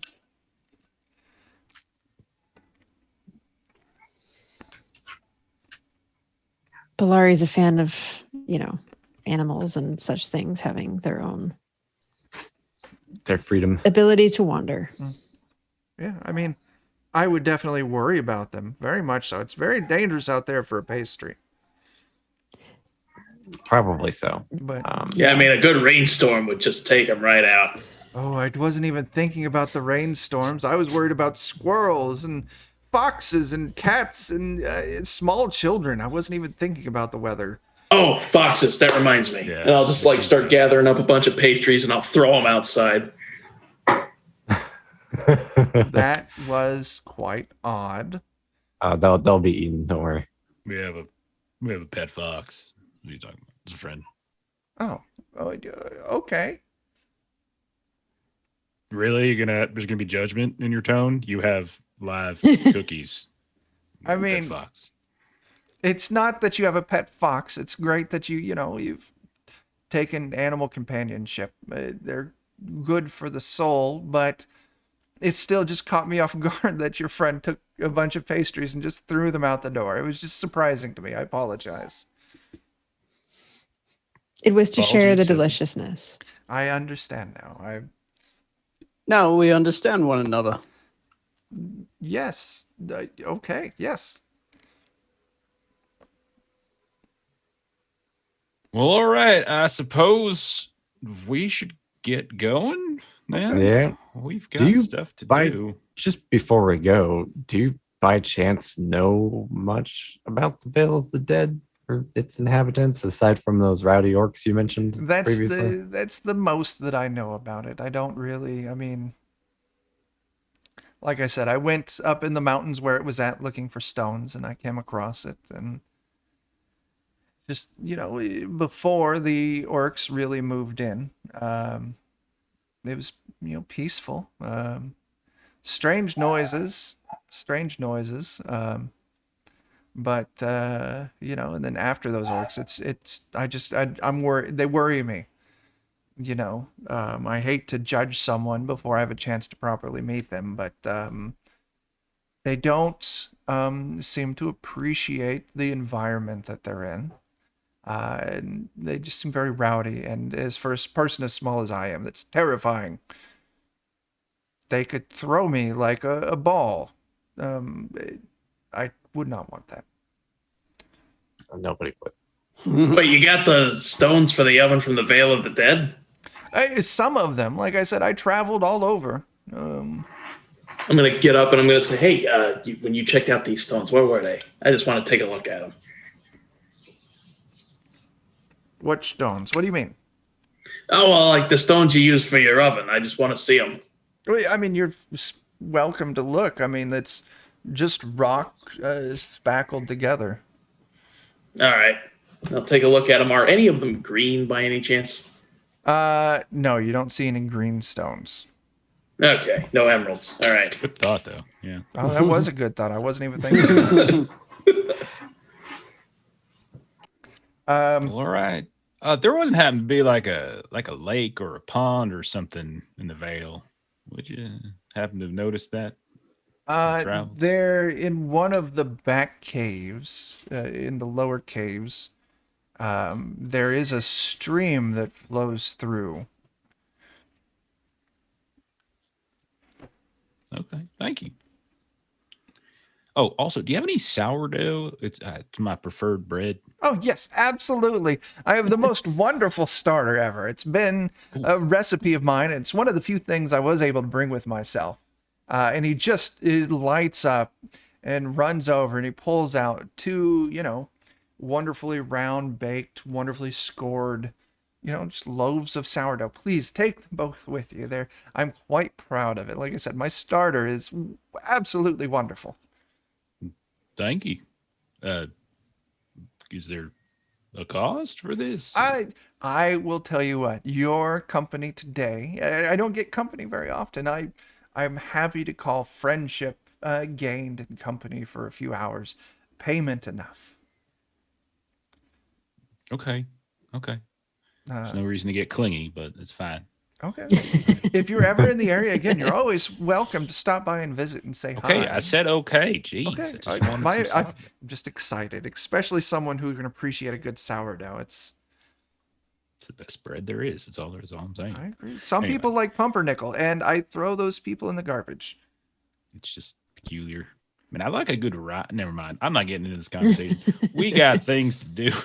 I'm gonna take my sourdough starter. If you like rye, I will tell you, I did pick up. Next time I'm over in Amber's Peak, I will pick up.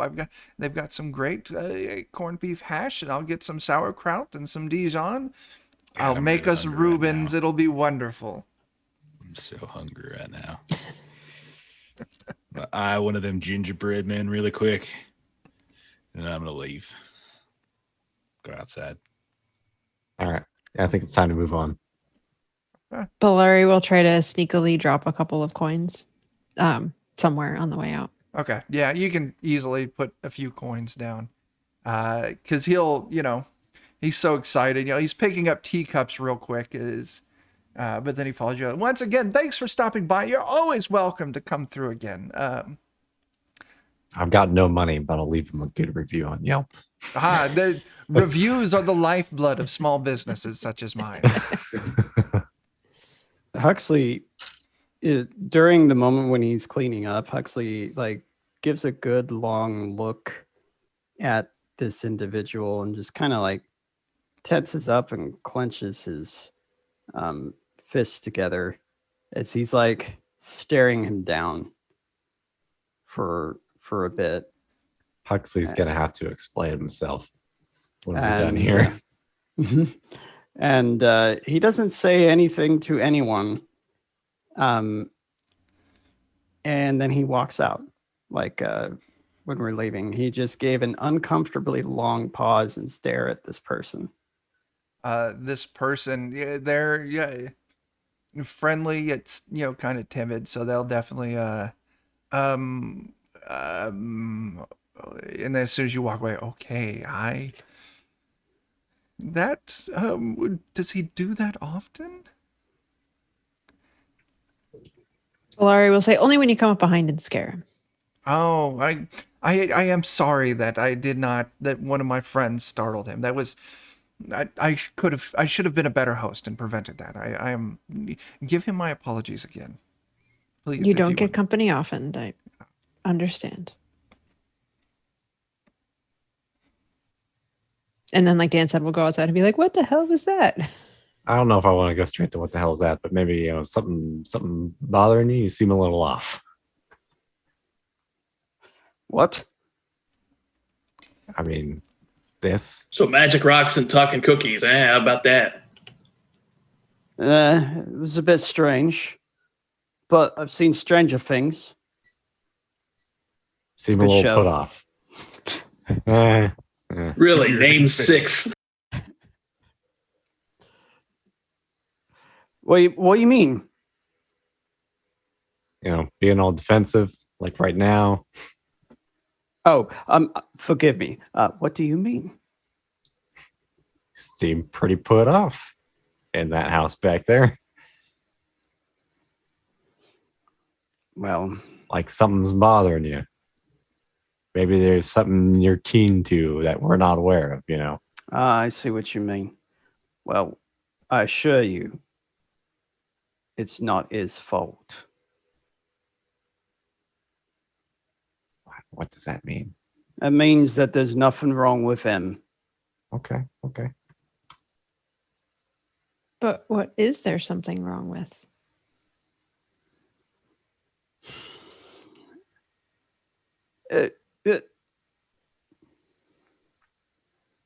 You can see a look on his face like he wants to talk. It's a story for another day. All right, you just let us know and we'll burn that house down. That no problem. Like I said, it's nothing to do with him and everything to do with me. Well, won't force you to talk today. And while appreciated. Balari is like stuffing bread in her mouth, she's like, "Am I okay to keep eating this?" You should never change a thing about yourself. Might want to get a haircut for them dog ears, but aside from that, yeah, you're good. Yeah, she's gonna like tuck the hat down further and keep. You're stuffing perfectly fine her mouth. as you are. That was a pivot. Thank you. And she's not a particularly social person and definitely not one that takes compliments smoothly. So she's going to stuff her face and walk away. Her bread's better anyway. Well, do we want to make our way to the Vale or? Yeah, let's get a move on. And I don't know, this sourdough is just fabulous, actually. But no, that's fine. I mean, do we just want to call it right here and just, this is actually the goal of our quest, is amazing bread? It's delicious. Finnegan will chime in from the back of the wagon. Like, that is absolutely wonderful bread. I gave him a couple pieces while we were waiting. That's really good. That wasn't down, was it? No. Are you asking Finnegan that? No. Yeah. We don't ask questions, right? Like We don't make bargains. We can ask direct questions with no inner. Yeah. Okay. As long as there's nothing. Okay. Got it. It was just an offhand We're just question. not paying him for it. There was no deal. Just offhand question. That wasn't down, was it? No, it wasn't Dal. Okay, good, cool, good. That would have just been devastating. Yeah, I don't know what demon was in that house, but it definitely wasn't Dal. Okay, well, that's more information than we needed to know. Oh, okay. Yeah. Delightful, terrifying. Let's go. Okay. Demon making gingerbread man. Again, the office there. We can burn this house down. It's fine. No, It'll be no problem. He's got an oven. It'll be easy. Really good, too much. Let's go. Should we just stay focused? We got a mission to stay focused on. Okay. All right. So you all continue your journey towards the Vale of the Dead. The forest kind of turns into this craggy, kind of small mountainous area as you kind of scale up towards it. And the smell kind of starts hitting you first as you're working your way up this path towards the Vale. You start coming across areas of the woods on this mountain chunk that are they've been kind of clear cut, like all the trees have been chopped down, and kind of you don't see any sign, like whatever this Vale of the Dead is, you're not seeing anything. The first thing you do see though is what looks like to be the ruins of maybe an old temple, but it's completely collapsed. Nothing but bits of stone. But maybe 20, 30 yards past that, you see a very crude wooden watchtower built. And you can also see the source of the smell, as there are animal carcasses littered all over the ground in this area, in the ruins of the tower, around the bottom, or the ruins of the old temple, around the base of the watchtower, and you can kind of see it off in the distance. But yeah, you can see like there's, what looks to be like partially eaten deer, foxes, pigs, whatever have you, just lying out on the ground. Or if this Cover is a- Finnegan's eyes. This None is a of them normal state of this place. I hope. Who are you asking, Dan? I'm just broadly, it's kind of one of those questions that you ask with no expectations for anyone to answer. Are we actually in the Vale of the Dead? You're not No. sure. Okay. We didn't pass a sign that says "Welcome to the Vale of the No, Dead." you did not. You did not. And Now I think this entering is the Vale of sign. Dead the population. one or two times I went there with my mentor, I never saw anything like this. Oh, correct? okay. I forgot that. Yeah, you and your mentor have been through this area before. You would know that. Yeah, this is the kind of the entrance area of the Vale of the Dead. The watchtower is new. The trees cut down are new. The animal carcasses are new. Okay. But shortly past where that rough wooden watchtower is, it's a giant like crevice, a steep and deep valley cut into the mountainside, and down towards the floor of this valley would open up into the temple that the old monks would lived out of. And you would know that the name of this temple is 1 second, I'll be right back. Temple of Silence. that's it. Thank you. Yeah. Okay. This is the entrance to the Vale of the Dead. But when I was here, I think I've been here twice. When I was here, wasn't none of this wanton, destruction of life. You can't call this hunting because there's only like a few bites taken out of this one here. Look. It's almost like it was done for sport. So wasteful. But if I recall right, there are no people. It's all animals, right? Yeah. Well, now, you see that watchtower? That's new too. They could be expanding. Maybe there's something about the whiners we don't know. Anyways, it looks like they go after smaller things as I reach out to Osborne to put him up on my shoulder if he will let me. Oh, sure. As soon as I get up there, I'll pat your head too. I would hate for something bad to happen to either one of you. I don't know if I could carry both of you as I look over at Bellari. But Bellari is not keen for being carried. I bet not. No. Should we go up to that guard tower and take a look. I mean, Yeah. I just think more generally speaking, are we approaching? I mean, we've got a wagon, horses, a whole group of people here. How stealthily are we approaching this vale? If we presume that there are both orcs, rowdy folk, when we got some whiners in there, like, should we be finding a place to hide this and then approach more stealthily? Well, perhaps it's a job for us. As I point to both of us. Last time I was here, I was welcome. Now, I will say, Waits, as you kind of look around, you could find some, thicker areas to stash your cart and your animals. Or you could always take it back to Melkar's and see if he wanted to keep an eye on things for you for a little bit. Not after that damn fox said what he said. Well, I mean, last time you might have been welcome, but last time, like you said, there wasn't a watchtower and there weren't dead animals scattered all over the place. Now, So yeah. things It's a have very good changed. point.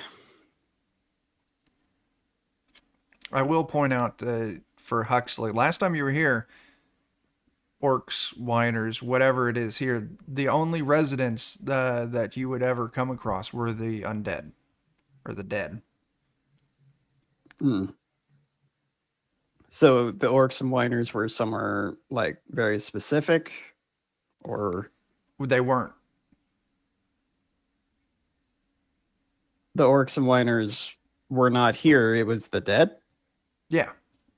Last time you Oh. were here, the Vale of the Dead was populated by the dead. Oh, okay. Yeah. Maybe it I might get be you. a good idea to just do some reconnoitering first, stealth-like, just to get a Okay. lay of the land more than what we see. Yeah. All Little right. scouting. Doesn't preclude us at some point acting social-like, but maybe we just wait on that until we're sure that Okay. we'll be receptive. Fair enough. So yeah, I'll definitely look for a place to get death butter taken care of and Yeah. all that kind of stuff. Osborne, do you want to take death butter? I know he's not Bob, but Yeah. Look, I'll tell you what. I'll if we wait until dark, I'll sneak around in there and try and take a look, see at everything that's in there, so we know what to burn and what not to. Yeah, I can always disguise myself again and help scout as well. Huxley might be able to help look too. You'd make a Maybe, Also do tremendous animal distraction. Might be able to blend in a little more. I will sit here and do none of those things. I'm not one for snaking. But if you need me to look like an orc, I can do that. I mean, I figure we're less likely to have trouble with them. Yeah. So what's the plan? I can Find a place to hide all the stuff and Yeah. then wait for dark, and then a couple of them are gonna go do some scouting. Okay. Yeah. Like I said, not an issue finding a clearing, a little ways off, but not so far that it's, not easily accessible in the future. But yeah, you find a good place to stash your creatures in your cart. Few hours pass. Every now and then you hear some, maybe some wood being chopped from the area of the tower. As dark falls, you can see there's a small lantern or something burning in the top of that watchtower. Who's moving out to go and investigate? I will move out to investigate.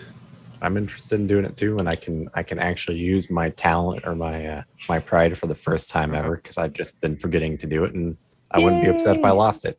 So the Man. pride thing we only use when you fail. Like you roll your check and then you have to Oh, fail okay. the So we check, and then we you can't use the it first. pride. Okay. Well, it's probably going to happen anyways. Yeah. I'm gonna turn into a boar. Cool. All right. So the three of you, Balari going in the form of a boar, Osborne's just being sneaky, and Steely Dan is going disguised as another orc, Yeah, I'm planning to sneak as well. I still don't want to get attention drawn to me. I'm Okay. just hoping that, when I inevitably fail, it's less of an issue.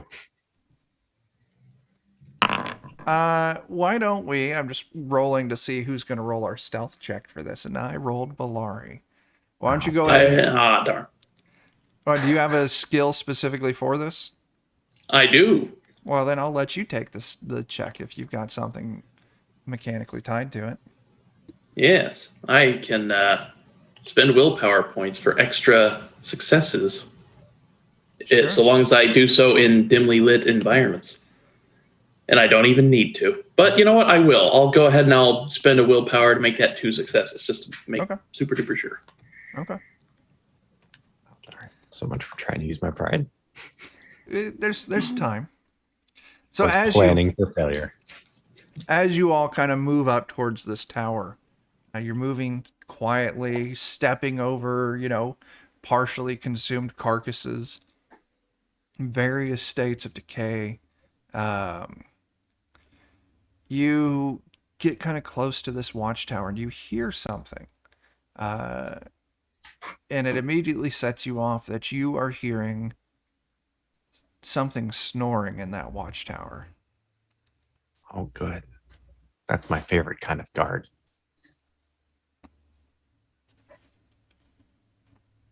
But as you move up close to it, you can now see the crevice in the ground, this giant, valley that goes down into the, the Vale of the Dead. And there's this winding set of ladders descending down to the valley floor. You can see, 3 or 4 campfires kind of burning down low. But yeah, what do you want to do right now? You're next to this watchtower and you can see down into the Vale. Is there like enough light out that we can see how much structure they have, or is it too dark for that at the moment? It's pretty dark down there. Okay. I can see in the dark, and I'm not affected by darkness at all. Sure. So looking down below, you can see there's several small camps set up around these campfires, and it's just crude canvas, maybe a bit of wood hammered together in a really rough structure. Untamed orc tents. I don't know how easy it'd be to get by them, or if we even want to go to that trouble. The valley floor, it's decently large. If you were to get down there, you could move around at night relatively easily. Chuck, I'd like to look up and see if I can find a hawk to meld my mind with for Hawk's Eye. Is it specifically hawks? Yes, you can meld your mind with that of a hawk and gain its inhuman sight. Sure, I'll say yeah. I mean, this time of night, they're going to be hunting small rodents, sure. Okay. So for 15 minutes, I can see details of anything within distant range, everything from horizon to horizon. Wow. Okay, Maybe yeah. we should just had to do that. You can see the watchtower. There's an orc sprawled out on the floor with an empty jug of booze lying next to it. You can see down on the valley floor these different little, campsite areas. There's maybe, you're guessing, like 4 or 5 orcs all together down there. You can see there's a cave entrance with a little bit of smoke kind of coming out of the mouth of the cave on the valley floor. And then you see what looks to be the entrance to the temple. It's actually carved out of the marble walls of the valley. It's got statues flanking the entrance to this. One of the statues has been partially smashed. The other one still stands there. Humanoid figure with a hand over their mouth.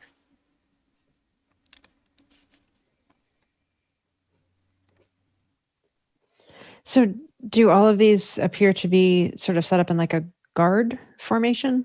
where they seem to be kind of blocking the entrances to these places? No, just haphazardly. Okay, they've moved in and taken over. Yep.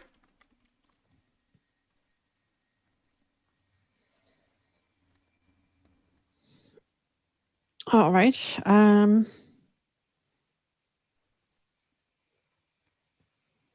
Do there seem to be a lot of empty jugs and those types of things out and about, like most of these folks have been drinking? Yeah. Okay. The few orcs that you can see that aren't in their tents are just passed out.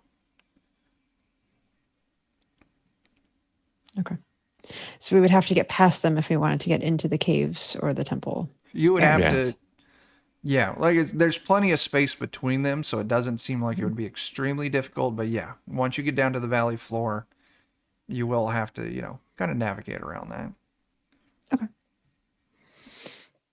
All right. I will share that information with this group.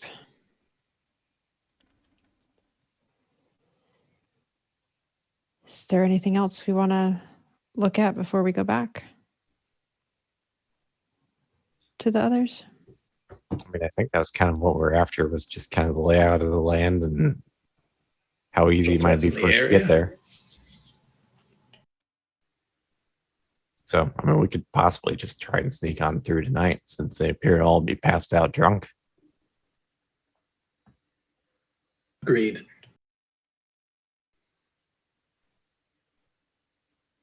Okay, so you all reunite with Huxley and Waits.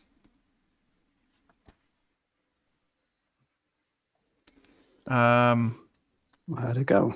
Relay the information that there's, looks to be 6-7 orcs all together. They all look like they love to drink and are all passed out. I think our main potential area of contention to be careful about is that cave with the smoke coming out of it that, we don't have any visibility into. Give that some extra caution. The rest of it, I think, would be pretty easy. Okay. Yeah, I mean, we could go in.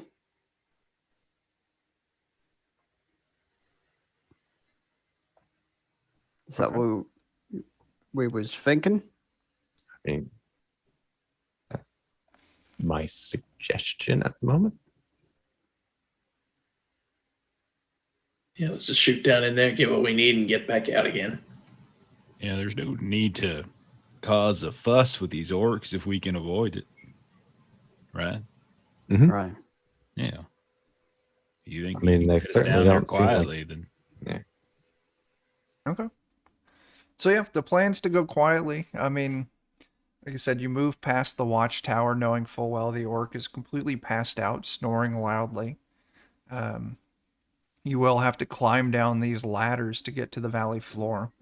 And it's a series of different ladders that each connect to different kind of tiers moving down this, canyon or whatever you want to call it. But yeah, eventually you make it to the valley floor down here at the bottom of this, and it's a fairly large space. You can see like the 3 or 4 different campsites. Mainly it's a fire and a couple tents set up around. Like I said, maybe a small wooden structure, crudely hammered together. And yeah, you see what looks to be the temple entrance, the Temple of Silence. And you see this other cave that's got a little bit of smoke coming out of it. do we go into the cave with the smoke just to be Well, sure? that's not the entrance, but maybe if we're curious, maybe we can take a peek at it. But that's the one I'm cautious about. We know nothing Okay. about it. I mean, we do know that there's a hoochery down here, so it's possible that smoke could be the hoochery. Say something we want in the hoochery. No, I'm just trying to give us a reason to avoid it. If we can justify in our minds that that's probably what it is, there's no necessary And reason for us to go. There we go. Then we don't need to go. Okay. Hoochery. It's clearly it's the hoochery, so we should. Okay. Yeah. mosey forward into the temple. Sure. So But, if we was to get something out of there, it could be hooch. You had to go and say that, didn't you? No, Well, I'm not saying we're doing that. I'm just saying I know we could that do would be irresponsible, right? Wildly irresponsible. Of course. Yeah, of course. Of course. Yeah. so Except maybe on the way back. Yeah, there you go. On the way back. That's what we can do on the way back. Yeah, we can do that on the way back. Yeah. Because we don't want to carry the hooch into the temple. That's just silly. Oh yeah. I mean, yeah. Of course not. Okay, I mean- yeah, we so we got a plan. Good. All right. Sometimes the question is, who got the hooch? who got the hooch? Who got the only sweetest thing in the world? It's that could be like a song you guys perform or something. Well, I mean, I'm sure those fellas up at the tower had a long working day, Yeah.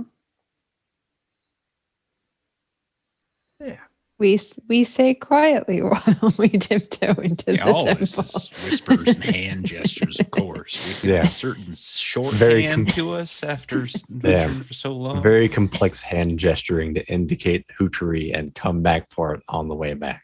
Pretty much everything between Dan and I at this point is just facial gestures. That's all it is. We've known each other so long. Okay, fine. Some Let's get real. subtle eyebrow raising and Fine. Let's get real. Let's get heavy.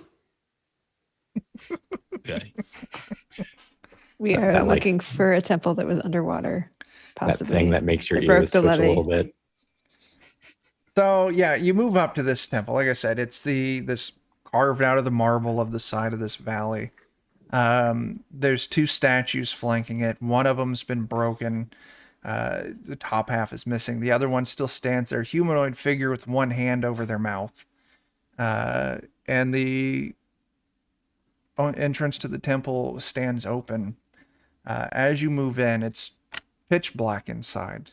So you'll need to plan on some form of lighting. But it I'm just gonna immediately have Osborne hold my hand. there you go. Yeah, sure. It moves immediately into stairs going up. And it's a long climb, maybe like a good minute or two of just going up these stairs. And eventually, it kind of levels off into a flat area. And you can see the main hallway here continues straight ahead into the darkness. But also there is a crevice, a huge crack in the wall, kind of almost immediately to the left, that's large enough that you could all kind of like shimmy into. But so that's kind of, we come to a T, the natural direction of this, hall that you're in, this temple, or a opening in the wall that looks like it's large enough for you all to fit. Would Huxley's prior experience here possibly be beneficial to us? Maybe I can make a roll. I was just going to say, the fact that you and your master have been here before, you would know that if you follow the main hallway, eventually it will take you out into the actual Vale of the Dead. That way will go into it will go into the veil. Now, another thing that leaps to mind, Huxley, and that you would want to warn everyone, Huxley, this is something you and your master discovered. Once you move a little deeper into this temple, the walls, there's something about this temple that amplifies and echoes speech.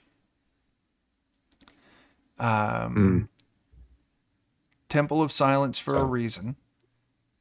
As soon as you move in further, if you talk, it's going to be extremely loud and it's going to echo throughout the entire temple. If you speak loudly, it could in fact be dangerous and hurt you. Wow. So, this temple that we're coming up to, it's not necessarily, quiet for sake of contemplation, even though it's highly recommended to do so. contemplation isn't the real reason. The real reason is because you could hurt yourself. Because when you say something or you make a noise, it echoes. And it gets louder when it echoes. So if one was to scream, all our ears would be bleeding. It'd be a bloody mess. Maybe you'll, make some effort to plug my ears up a little bit and gag myself almost. Okay. Wrap something around my mouth. Okay. Get the ball out.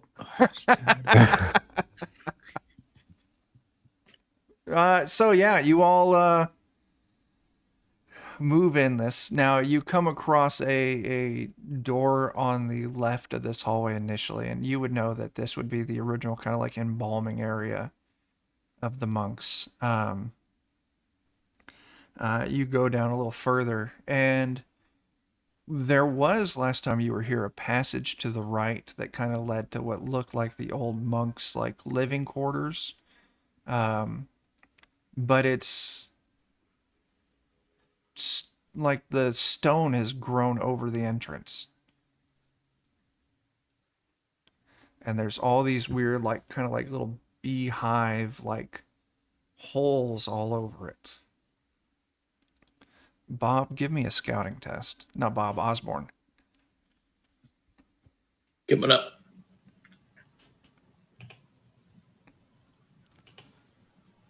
Do you want to push that? Yeah. Oh, thank God. And as, you see Huxley's kind of moving, and he stops and he looks, and he's kind of like, maybe there was a passage here before. Bob, kind of like down at your height through one of these holes, you see a head of a creature kind of poke out of the darkness. Humanoid, smaller than a halfling or a goblin. And it locks eyes with you for a second, and it lets out this small high-pitched hiss like sss, and then disappears back into the cave. Now the thing that catches you though, this hiss doesn't echo.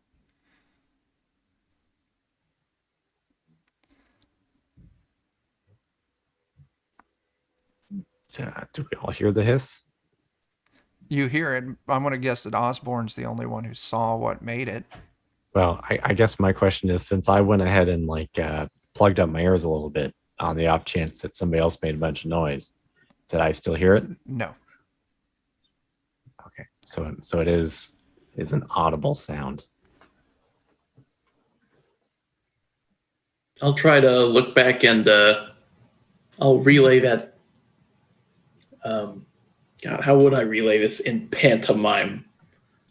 I guess I'll point in the hole, and then I'll make an angry face and march around, and then I'll flick my tongue like a snake. And then I'll just kind of shrug yeah, I'm trying to tell you something here.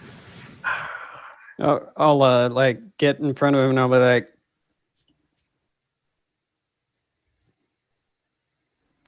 I'll reach in the hole to try and grab this thing by the head. Okay. Not what I was expecting, but I'll take it. Now when it bites your arm off, please don't scream. Yeah. could I stop him at this moment and do it myself? Put my hands out like that, like I intended to do it. Osborne, Or is it too late?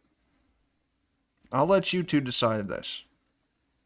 Opposing agility checks. Sure, I Oh, love boy. it. I love it.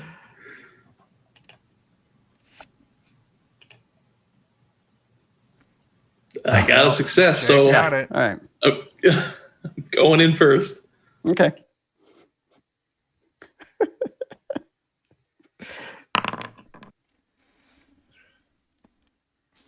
You reach in and you feel something kind of sharp poke you in the hand, Now, this tunnel is probably, you could like climb into it, but you hear something yell back out as you get poked in the hand. It's not enough to cause any injury to you. And this high-pitched, shrill little voice, "Get out of here, you sons of bitches! This is our area."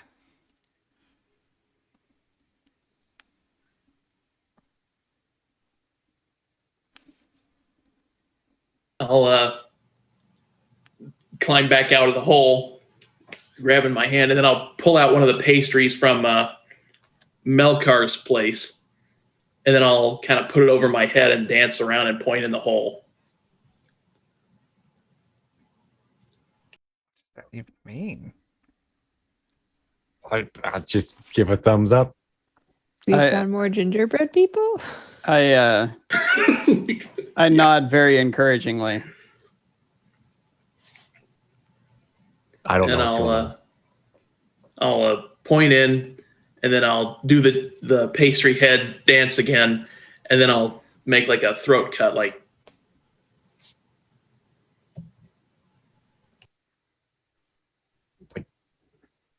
I'll pull out my sword. Or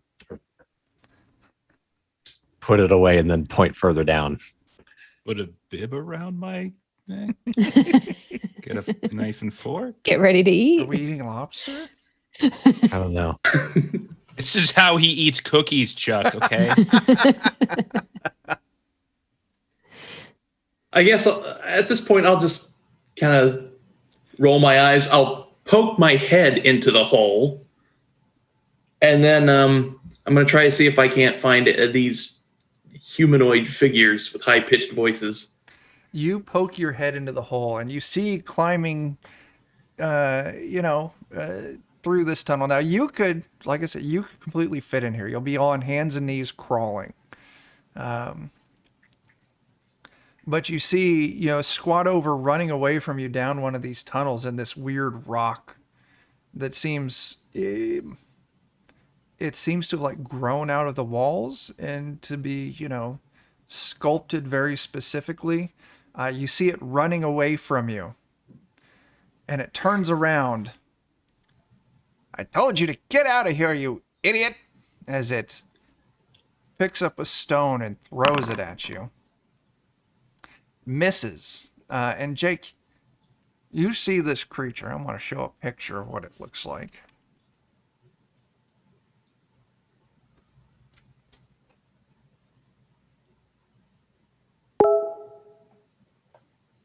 And the image should show up. Neat. Are those the tasty boys? Could very well be. Maybe we just leave them alone. Gingerbread are way uglier than I had in my mind. I'm gonna shake my head no at him, kind of wave my hand at him. Then I'm gonna point to me. Then I'm gonna point back out the hole and in the direction we were going. And then just give them a thumbs up and climb back out of the hole. That's right. Get out of here, you idiot! The Queen will not tolerate trespassers.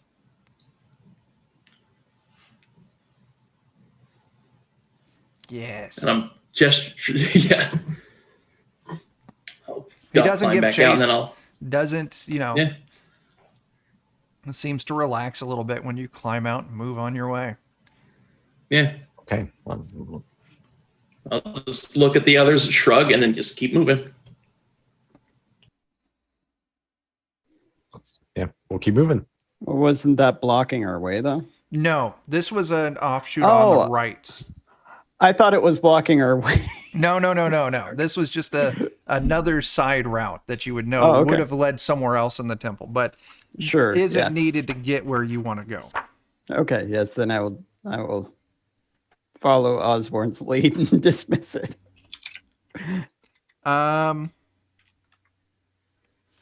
Eventually, you find the exits that opens up into the true Valley of the Dead. You step out of this passage. You're standing on a flat bit of grass-covered ground. You look and you see almost as high as the sky can go. You're surrounded by these tall mountain walls. You can see there are gravestones, grave markers all over along the far walls of this. I don't know what you want to call it that you're in. You can see giant rocks set in the side. Think like stone doors covering like mausoleums. Towards your left, on kind of like a higher chunk of the valley floor here, you see a old wooden looking cottage that's been partially smashed. You see the occasional like, partially transparent form of ghosts moving around. Maybe the little more solid form of a zombie, walking undead. And you see on the very far end a very large cave mouth that stands open. And from that cave mouth, even though it's ways over there, you hear the deep, angry sounding muttering of someone. Can we hear what they're angrily muttering about? You'd have to move closer. I'll move closer. So yeah, you move forward. Jake, I want you to roll me a d6. You all kind of move forward across this valley floor, walking across the old gravestones, or past the old grave markers. They're all worn by years and years of weather. There's no legible words or anything on it anymore. And you rolled a 4.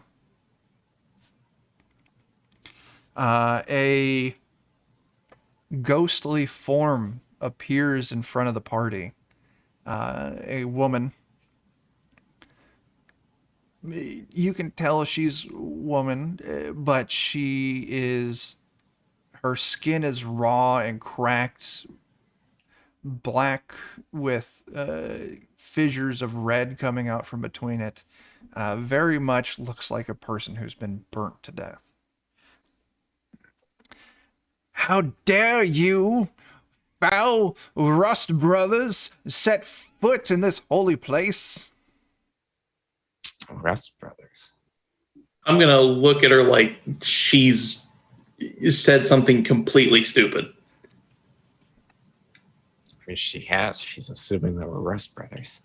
Yeah, I'm a goblin, for God's sake. There's no way I'm a Rust Brother. I'm You're an not elf. with the Rust Brothers. Don't tell lies. I see you wear their armor. You carry their holy symbol. Do we? No, not at I all. believe you're mistaken. I believe death has shrouded you in with a lack of clarity. We are in no way Rust Brothers, nor are we aligned with them or their intentions. Are they who slayed you? Give me a manipulate test. Oh boy. Shit. Wow. I'm gonna activate my pride. Okay. Because it has to do with like making death and talking about death like a palatable conversation topic. So this is dangerous, but I'm gonna go for it. Okay. So there's no way to actually do that, is there? Yeah, probably just roll a d12 and see what we get. Push, and then here's the D12. Oh, you on got a top of success it. At least on you that got one push. success. Cool. So Oh, there we go. Oh, Got another. Ooh. What is that? Is that 2 success? is it 8, 9, 10, 3 successes or? I don't remember. I'm sorry. I'll look it up. I completely forget. Okay. We're going to go. You've got a minimum of 3 successes here, which Okay. is plenty for what we need. Okay. She stops and she looks at each of you and waits. She looks in her face and you can see her form kind of relaxes. And all of the burn marks and all the scarring just fades. And you see what looks to be a normal, ghostly raven sister looking at you. Oh, I don't know what came over me. Things have been so confusing here for a while. I'm sorry for accusing you of such a foul thing. There's no reason to apologize. It is a a strange transition from life to death. Do you know how long you've been wandering this place? Oh, once you've moved from it being of the material world, time doesn't carry as weight. I couldn't tell you. Bet you it's been a few weeks to a month at most. It very well. I don't know. You might ask Gorm. He might know, but he's not in the best of moods. I think we found your body. You found my. Oh, I remember. I lived in a small temple with several of my sisters. We did. We came across your slaughter. Do your sisters wander here as well? I have not seen them. Not all of the dead make their way to the Vale. Not all of us make it in the same time frame. Death is confusing. It is. Did you put us to rest? We Indeed. buried you. I thank you for that. The small kindnesses in this world, even to the dead, are the ones that count the most. Are you tethered here? Is there something we can do to help free you from this place? I know not what tethers me. Much like most of the undead here in the Ravenlands, some foul magic keeps, not everyone can find peace. And sadly, the Rust Brothers have capitalized on that. They're quite Storm. irritating. Yeah, go ahead, Dan. I was just throwing out a brief comment. This Scorn? Yes. The giant, I assume, Yes. Yes. is he we seek. You stay here is in a foul mood. What has brought on this mood? His horn has gone missing. Horn. Yeah, he had a horn that he would play, and it bring such peace to all of us. Then without it, things have become even more confusing, and it's hard to keep my thoughts straight. Did someone abscond with this horn? I don't. Oh, thanks, Melissa. What did you get? Was that a 10? So I would have gotten three. 3? So Yeah, four total successes. Yeah, that's fantastic. Yeah. I believe it was the small creatures that live in the rocks in the temple. Whiners. They're Is that what they are? yeah, whiners. Yeah, I was making an assumption. I don't know. yeah. It's the small creatures. I think, Scorm has tried to reach in, and you can see there, and she points up where Scorm tried to punch into the rock to get his horn back, but he did not make. And there's maybe 30 feet up on the valley wall, you can see clear fist marks with old dried blood spatters around it that opens up into kind of like a crevice. You might kind of, put together, it might kind of align with that crack that you saw in the main hallway. But I heard them complaining. They come out sometimes at night to harvest our fruits, and kind of looking around kind of the northern edge, kind of along where like that cabin is. Overgrown like orchards and farmland, just bushes and bushes of like fruits and vegetables grow wild there now. They come out at night sometimes to gather the food, but I've heard them complain before that the Scorm's horn it breaks their rock.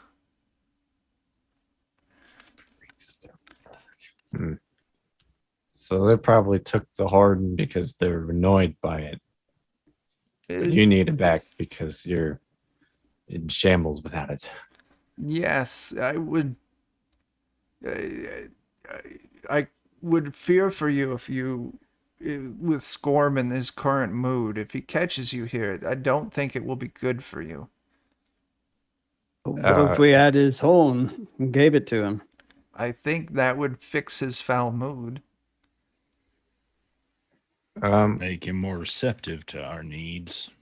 Do you know of any means with which we could communicate with them in the cave without, blasting our ears off? I do not know. I'm sorry. They seem to be able to speak freely in there. I've never passed through the temple in life, and the voices of the dead, as such as myself, don't carry the same weight. Madam, do you know who or what lies in that cottage over there, over yonder?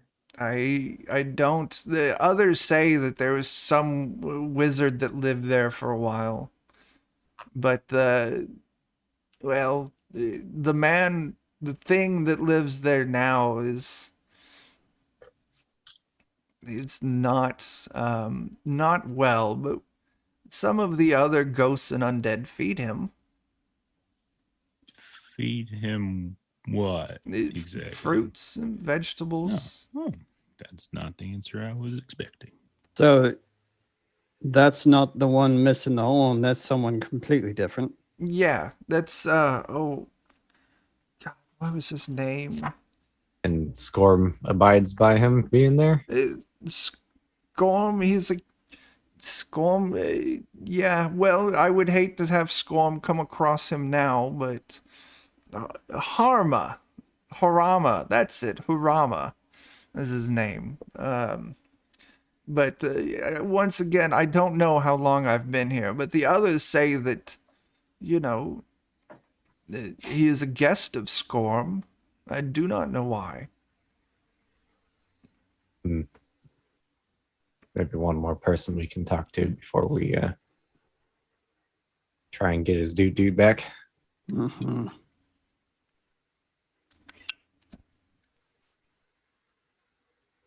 But do be careful. If Scorm comes out and finds you, I do worry for your well-being. The little creatures that come from inside, they're small and they hide when they gather their fruit and their vegetables from the gardens. Or do we just want to try our luck with them quickly as possible? Do you know about how many these small creatures are? I've seen 6 or 7 at a time in the gardens, but they dwell in the strange rocks that they've made inside the temple. They did mention a queen. Have you heard this at all? I don't know. If they have a queen, she's never come out here. Maybe we can go in and give some bread to the queen. Like, hey, you like fruit? Here's bread. And then we kick the crap out of her. Possibly we take some of the fruit and stuff with us so we have something to offer them that we know they want immediately as well. The gardens are Scorm's, correct? And it's the whiners who are stealing from them? From my understanding, the gardens were initially started by the priests and the monks that dwelled in the temple. But since they left, I don't know the story about why. Those of us who can touch things, I'm not one of them. They tend to the gardens, but since the horn's gone, just no one has the will, the strength, the ability to keep their mind gathered well enough to tend the gardens. Well, that in itself is leverage. They'll starve without food. So everyone right now seems restless then. Yes. Laurie wants to take a peek at the moon and just sort of see where are we doing with our nighttime. I'll say you maybe if you started off probably shortly after sundown, we'll say you started like 9 p.m. You're probably coming up on 10, 11. Okay, so we still have plenty of nighttime. Still have plenty of night in front of you. Yeah. Okay. Well, would we want to try and negotiate with the whiners? I think the cottage is probably the best. Get curious about it. Agreed. Well, maybe we make an effort to be quiet as we approach. Oh, I do feel bad that I almost attacked you when you arrived. I'll escort you there. You know, if Scorm sees you, there's nothing I'll be able to do, but at least any other undead that have lost their minds, I might be able to dissuade them from harassing you. That would be delightful. Yes, I'll walk you there. So she kind of guides you, and I won't make you roll a stealth check for this because she doesn't need to be stealthy. So she kind of guides you on where to move and the kind of the best places to hide. And eventually you come to this old cabin. It's been partially smashed. It looks like not collapsed. It looks like something struck it and partially broke it down. Now, I've never spoken or dealt with Harama, but I've heard his moods can be foul. So be careful, please. Inside. Well, I'll wait for you out here. If you need something, just call for me. thank you. Yeah. Who wants to go to the door first? I will if no one else will. Yeah, just set me down first. Or What was say you about waits. to say, Waits? I was gonna say, do we just go in? Do we knock? There's a Maybe person we can home. knock gently. If you Oh, give a I'll little, give it a slight knock. okay. You give it a knock. You hear a strange, almost sloshing noise come from inside, and then a who is it? Name's Huxley. I've been here before. Jua. Now, Huxley, your master would have not taken you close to the cabin. Right. So just prefacing that, you Yes, you yes. won't have any. Yeah. Did you bring me food? I'm hungry again. I have some that I can share. Yes. Would like- Give me the food. I'll, you must open the door. You know I can't walk. Is it all right if I come in? Yes. Just give me the damn food. I'll walk in and holding a pastry. You see in the remains of this ruined cabin a creature, amorphous, a small head kind of floating on top of it. It just looks like a giant, think like a giant beanbag chair of flesh with several, Looks like Slither. several limbs poking out at odd angles. Small head kind of hanging off at an uncomfortable looking angle. Foul smell. Haven't had pastry in ages. You're this all alive. Quite. End me. What? End me. Is he? Can I tell if he's alive or undead? This is a monster unlike any you've ever seen, but he definitely looks to have life to him. Okay. Wait. Why would you want us to end you? Can you not see me after what he did to me? Please, I'm in pain. Who's he? The wizard. Ziogfer.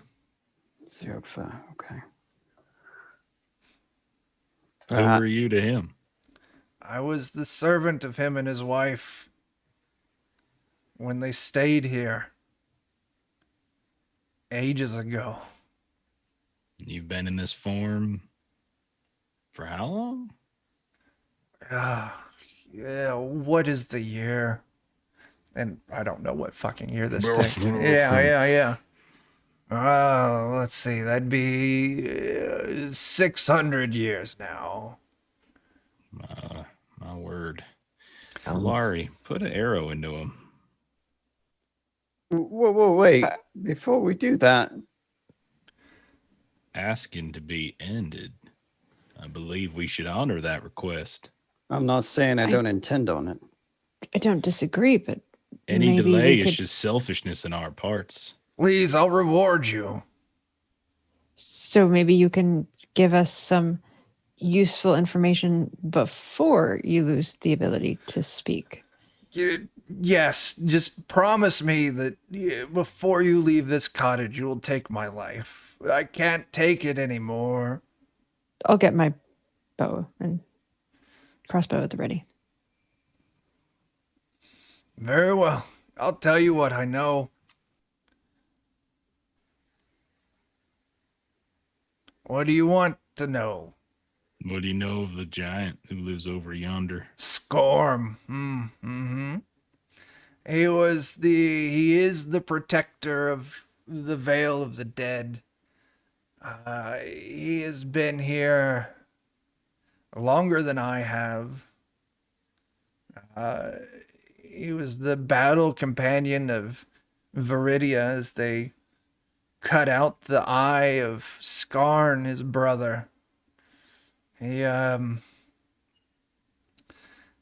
protects this place and gives peace to the dead and assists them in tending the land. Ever since his horn was taken by the whiners, he has been foul-spirited. Does he carry with him a gem or emerald from the Stanengis crown? No, well, he does protect the crown. It is here in the Vale. The gemless. The crown, it's got. I've not seen it. I can't leave my cabin anymore, but I believe it has gems in it. I don't know.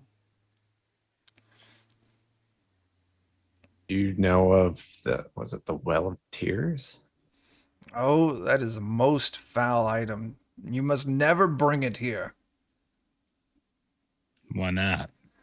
Because Skarn and Scorm are the same one, the same being. Oh, And if you take out the eye of one and insert the eye of the other one, that's the one that's currently in charge. The Well of Tears is the eye of Skarn. If you remove... That is a very misleading name for that item, but okay. It's what else does an eye do but produce tears? Fair enough. fair point. It's actually the ducks that do that. And the eye itself is really just a lens stuff. Never mind. Don't worry about it. Continue. If you bring the other eye here, I'm sure Scorm will be overpowered by the personality of Skarn, who will rip out the eye of Scorm and insert the eye of Skarn and set out on destroying the Ravenlands again. Well, that sounds like a dangerous place after all. Yeah. Well, good thing we came here first. Perhaps so. And I think the other one would be the sword Malagorn. Ah, yes. That was the sword that Viridia used to cut out the eye of Skarn. Skorm did help after Viridia sadly passed. Skorm did help the dwarves set her emerald into the sword. But I do not know what happened to it after that. Skorm probably would know. Okay. So getting on his good side would be beneficial. Would killing you upset him? Well, everything upsets him right now, but he won't let his dead kill me. But, they don't need to know. Rather than shooting him with an arrow, I do have some poisons that we could use that might be less obvious and perhaps less painful. Is there any way that you can be fixed? I do not believe so. I've existed this way I was a human man before the wizard did this to me. It's past my time. Well, you gave us some very important information. And Two last things. Friends. Look in that cabinet there. In the pot, there's a stone. It's my old soup stone. You can take that. It will serve you well. It served me just fine when I served Zjogfer and his wife. His wife was a lovely person. Zjogfer was a fucking monster. If the eye of Skarn is ever reconnected in Skorm, the priest that set Skorm here to guard the Veil of the Dead granted him immortality.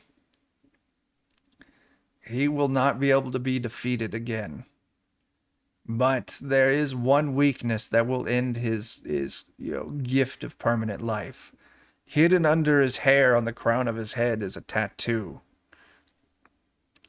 Destroy that, and it will break his immortality.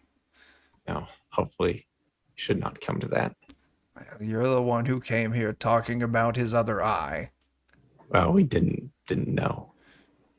Now you know. And they say that knowledge is power. If by killing Skorm, we also kill Skarn. Is that correct? That is correct. I see. But yes, if you want to lighten his mood, give him back his horn. I'm sure he will gladly share whatever information he has after that. Would you, by chance, know of any way to negotiate with these creatures? They fear men and the likes because their flesh is sweet and said to heal. Maybe if you can speak with their queen. I don't know. I mean, I've heard they have orcs guarding the outside as well. You could try and talk with the orcs to see if they know anything. I don't know. Or if you could find some way to convince the queen that you mean no harm, but you would have to get one of them out here. Yeah, so we can't go in there and talk to them because not if you we'll like die. your ears, yes. Yeah, my ears are quite lovely. Thank you. Yes. Can we stay here and wait for them to come out and scavenge for food? They come out every night. I mean, they wait in the gardens. I'm sure you can capture one. poison the food, so when it returns back to the queen, kill them all, etc., etc. Then we go in, take what we need, and leave. Sorry, I'm just thinking out loud. Yeah, I like the plan. It's a good plan. Thank you. We could do the old, food under a box propped up by a stick trick, and I think we've imposed long enough. yeah. So if no one's gonna fire, yeah. Like I said, I can always use poison instead if we don't want it. Cannot just please live up to your word. End my life. Let me do something else for you. Oh, yes. We will honor our word, but I'd like to give you a moment of respite. As I'll take out the wine that I have and I'll pour it in a glass and drink this. Oh, we could always just poison the food. And his head kind of shifts over into a more upright position. My arms don't work like they used to. Please hold it up for me. I'll do that. I'll gladly drink deeply of your wine. I'm going to cast Stir the Blood, and that incites emotions. Okay. And I'm trying to incite happiness and fulfillment. Ah, nice. Okay. You see bliss kind of wash over his face. It's like, I remember the sun on my face. Cooking. Yeah. Does the 6 mean? Oh yeah, no, the 6 is like powers it even more. So okay. I guess it's rank 2. So he's really happy. It's like Yeah. morphine. I'll tell you what brings me the most joy is the day that Scorm chased out that foul wizard from this place. Yes. Well, thank you for these last moments. Now, please live up to your deal. Take my soup stone too. It's quite wonderful. Valari's grabbed that up. She put the bow down when there were other discussions, and she grabbed the soup stone. Who's doing I'll it? go ahead and throat. I'll Wait do it. cuts his throat. Wade's got the okay, word out never mind. first. I've been ready to do it for a while. You This makes Wade happy. slide your dagger across his throat as his, red blood spills out all over his amorphous form as he gurgles out a final "thank you" as his the life fades out of his eyes. I'll do the classic, just move my hand down his eyes, so his eyes are now closed. There you go. Harama is now slain. So we are at time. We'll pick up here in the cabin next time and figure out what all you want to do about trying to get Scorm in a better mood. Not only have you figured out he probably has information about the location of the sword, he also has the crown itself. Yeah, we can tune in next time for how Scorn got his groove back. That's it. That's it. So we got to do some questions, don't we? All right. Experience points. All right. Everyone participate. So you get a point for that. Did you travel through at least one hex? Yes, you did. And you met a wonderful little baker. Did you? Baker, possibly. Yeah. Did you discover a new adventure site? Did we take Veil of the Dead last time or not? I don't remember. I think we took it last time, but we did get Vond, if that counts. Sure, we'll count it. Yeah. We learned about it. You learned. Well, I guess that's true. You learned about it. You haven't discovered it yet. That's true. Yeah. So yeah, if you didn't take a point for discovering Veil of the Dead last time, you can take it this time. Did you defeat one or more monsters? We didn't really do any fighting this time, no. We defeated the monster of hunger. There you go. Did you find any treasure? It depends on how much you like bread. About the soup stone. Oh yeah, Soupstone. soupstone counts. Yeah, definitely soupstone counts. We did not build any functions of the stronghold. A bunch of you activated prides. Only one of you get to keep that pride into next session. Anyone suffer from dark secrets? Yes. Yeah, Huxley did. Okay. Anyone risk their life for another PC? This is a pretty low key game again today. Mm. Well, we're moving through story beats. Different kind of gameplay. Did anyone perform an extraordinary action of some kind? Osborne let Bob go off on his own. That was That definitely. is outside of the ordinary. Yeah, I'll give it for that. Osborne can take that. Yeah. All right. I'm going to say none of the reputation stuff I don't think really comes into play this time. No prominent NPC was killed or saved. No feared monster slain. No legendary treasure or artifact was found or stolen. No deed permanently altered the overall situation in an adventure site. No deed has significant consequences on one of the major powers. And you haven't built any specific functions in the stronghold. So yeah, just experience for today. Unless we just made a really bad mistake in killing that person, and maybe we'll find that out later. You'll find out later. So yeah, we'll be back for the next session of this in 2 weeks here on Free League Publishing, 1 p.m. Central. In the meantime, you can find, Jeff will have some stuff to plug and Adam will have some stuff to plug. But for Defenders of Kobold, you can check us out, twitch.tv/Defenders of Kobold. This Wednesday, 10 p.m. Central, I believe we're running some Skullbox, which will be new and fun. And then this coming Friday, we're going to be back for Act 2 of Chariot of the Gods. That's kind of our week at large. Let's see, Adam, you got anything you want to plug? Sure. Tomorrow I will be playing Hollow Knight as I'm replaying it as I'm excited for the sequel for Silk Song to come There you out. go. So Where's that going to be at? Grim and Perilous Plays? that will be a Grim and Perilous Plays. Very cool. Jeff and Melissa.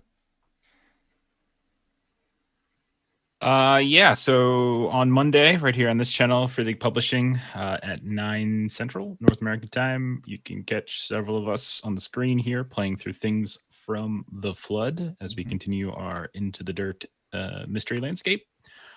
Friday next week on our own channel, so the Lollygaggers, we are going to be continuing our Delta Green campaign, Possible Landscapes, and then the following Monday we'll be back to Alien again. And also Chuck and I tomorrow night on Steam Steel Murder. Yep. Playing Shadowrun PBTA style. Yeah. And I believe this coming Thursday, Jeff and I are going to be somewhere playing a game. Yes. That Yes, we will. Matt is running. Yes. We think. We think. I don't remember any of the other details. Check Matt's Twitter for more details. Check Yes. Matt's Twitter for more details. All right. Hell. Yeah, that's all I got. Plenty of information was gained this session. Took like 2 pages of notes. I know, me too. There you go. So many. I'm glad you did. I didn't take any. All right. I don't know. I ain't got anything else. So until we see you next time, start fires, do drugs, and wear your fucking mask. Deuces. I guess maybe I should change that. Bye-bye. Go get vaccinated. That's a good one, too. Yeah. That I'd too. love to. All right. Anyway, later.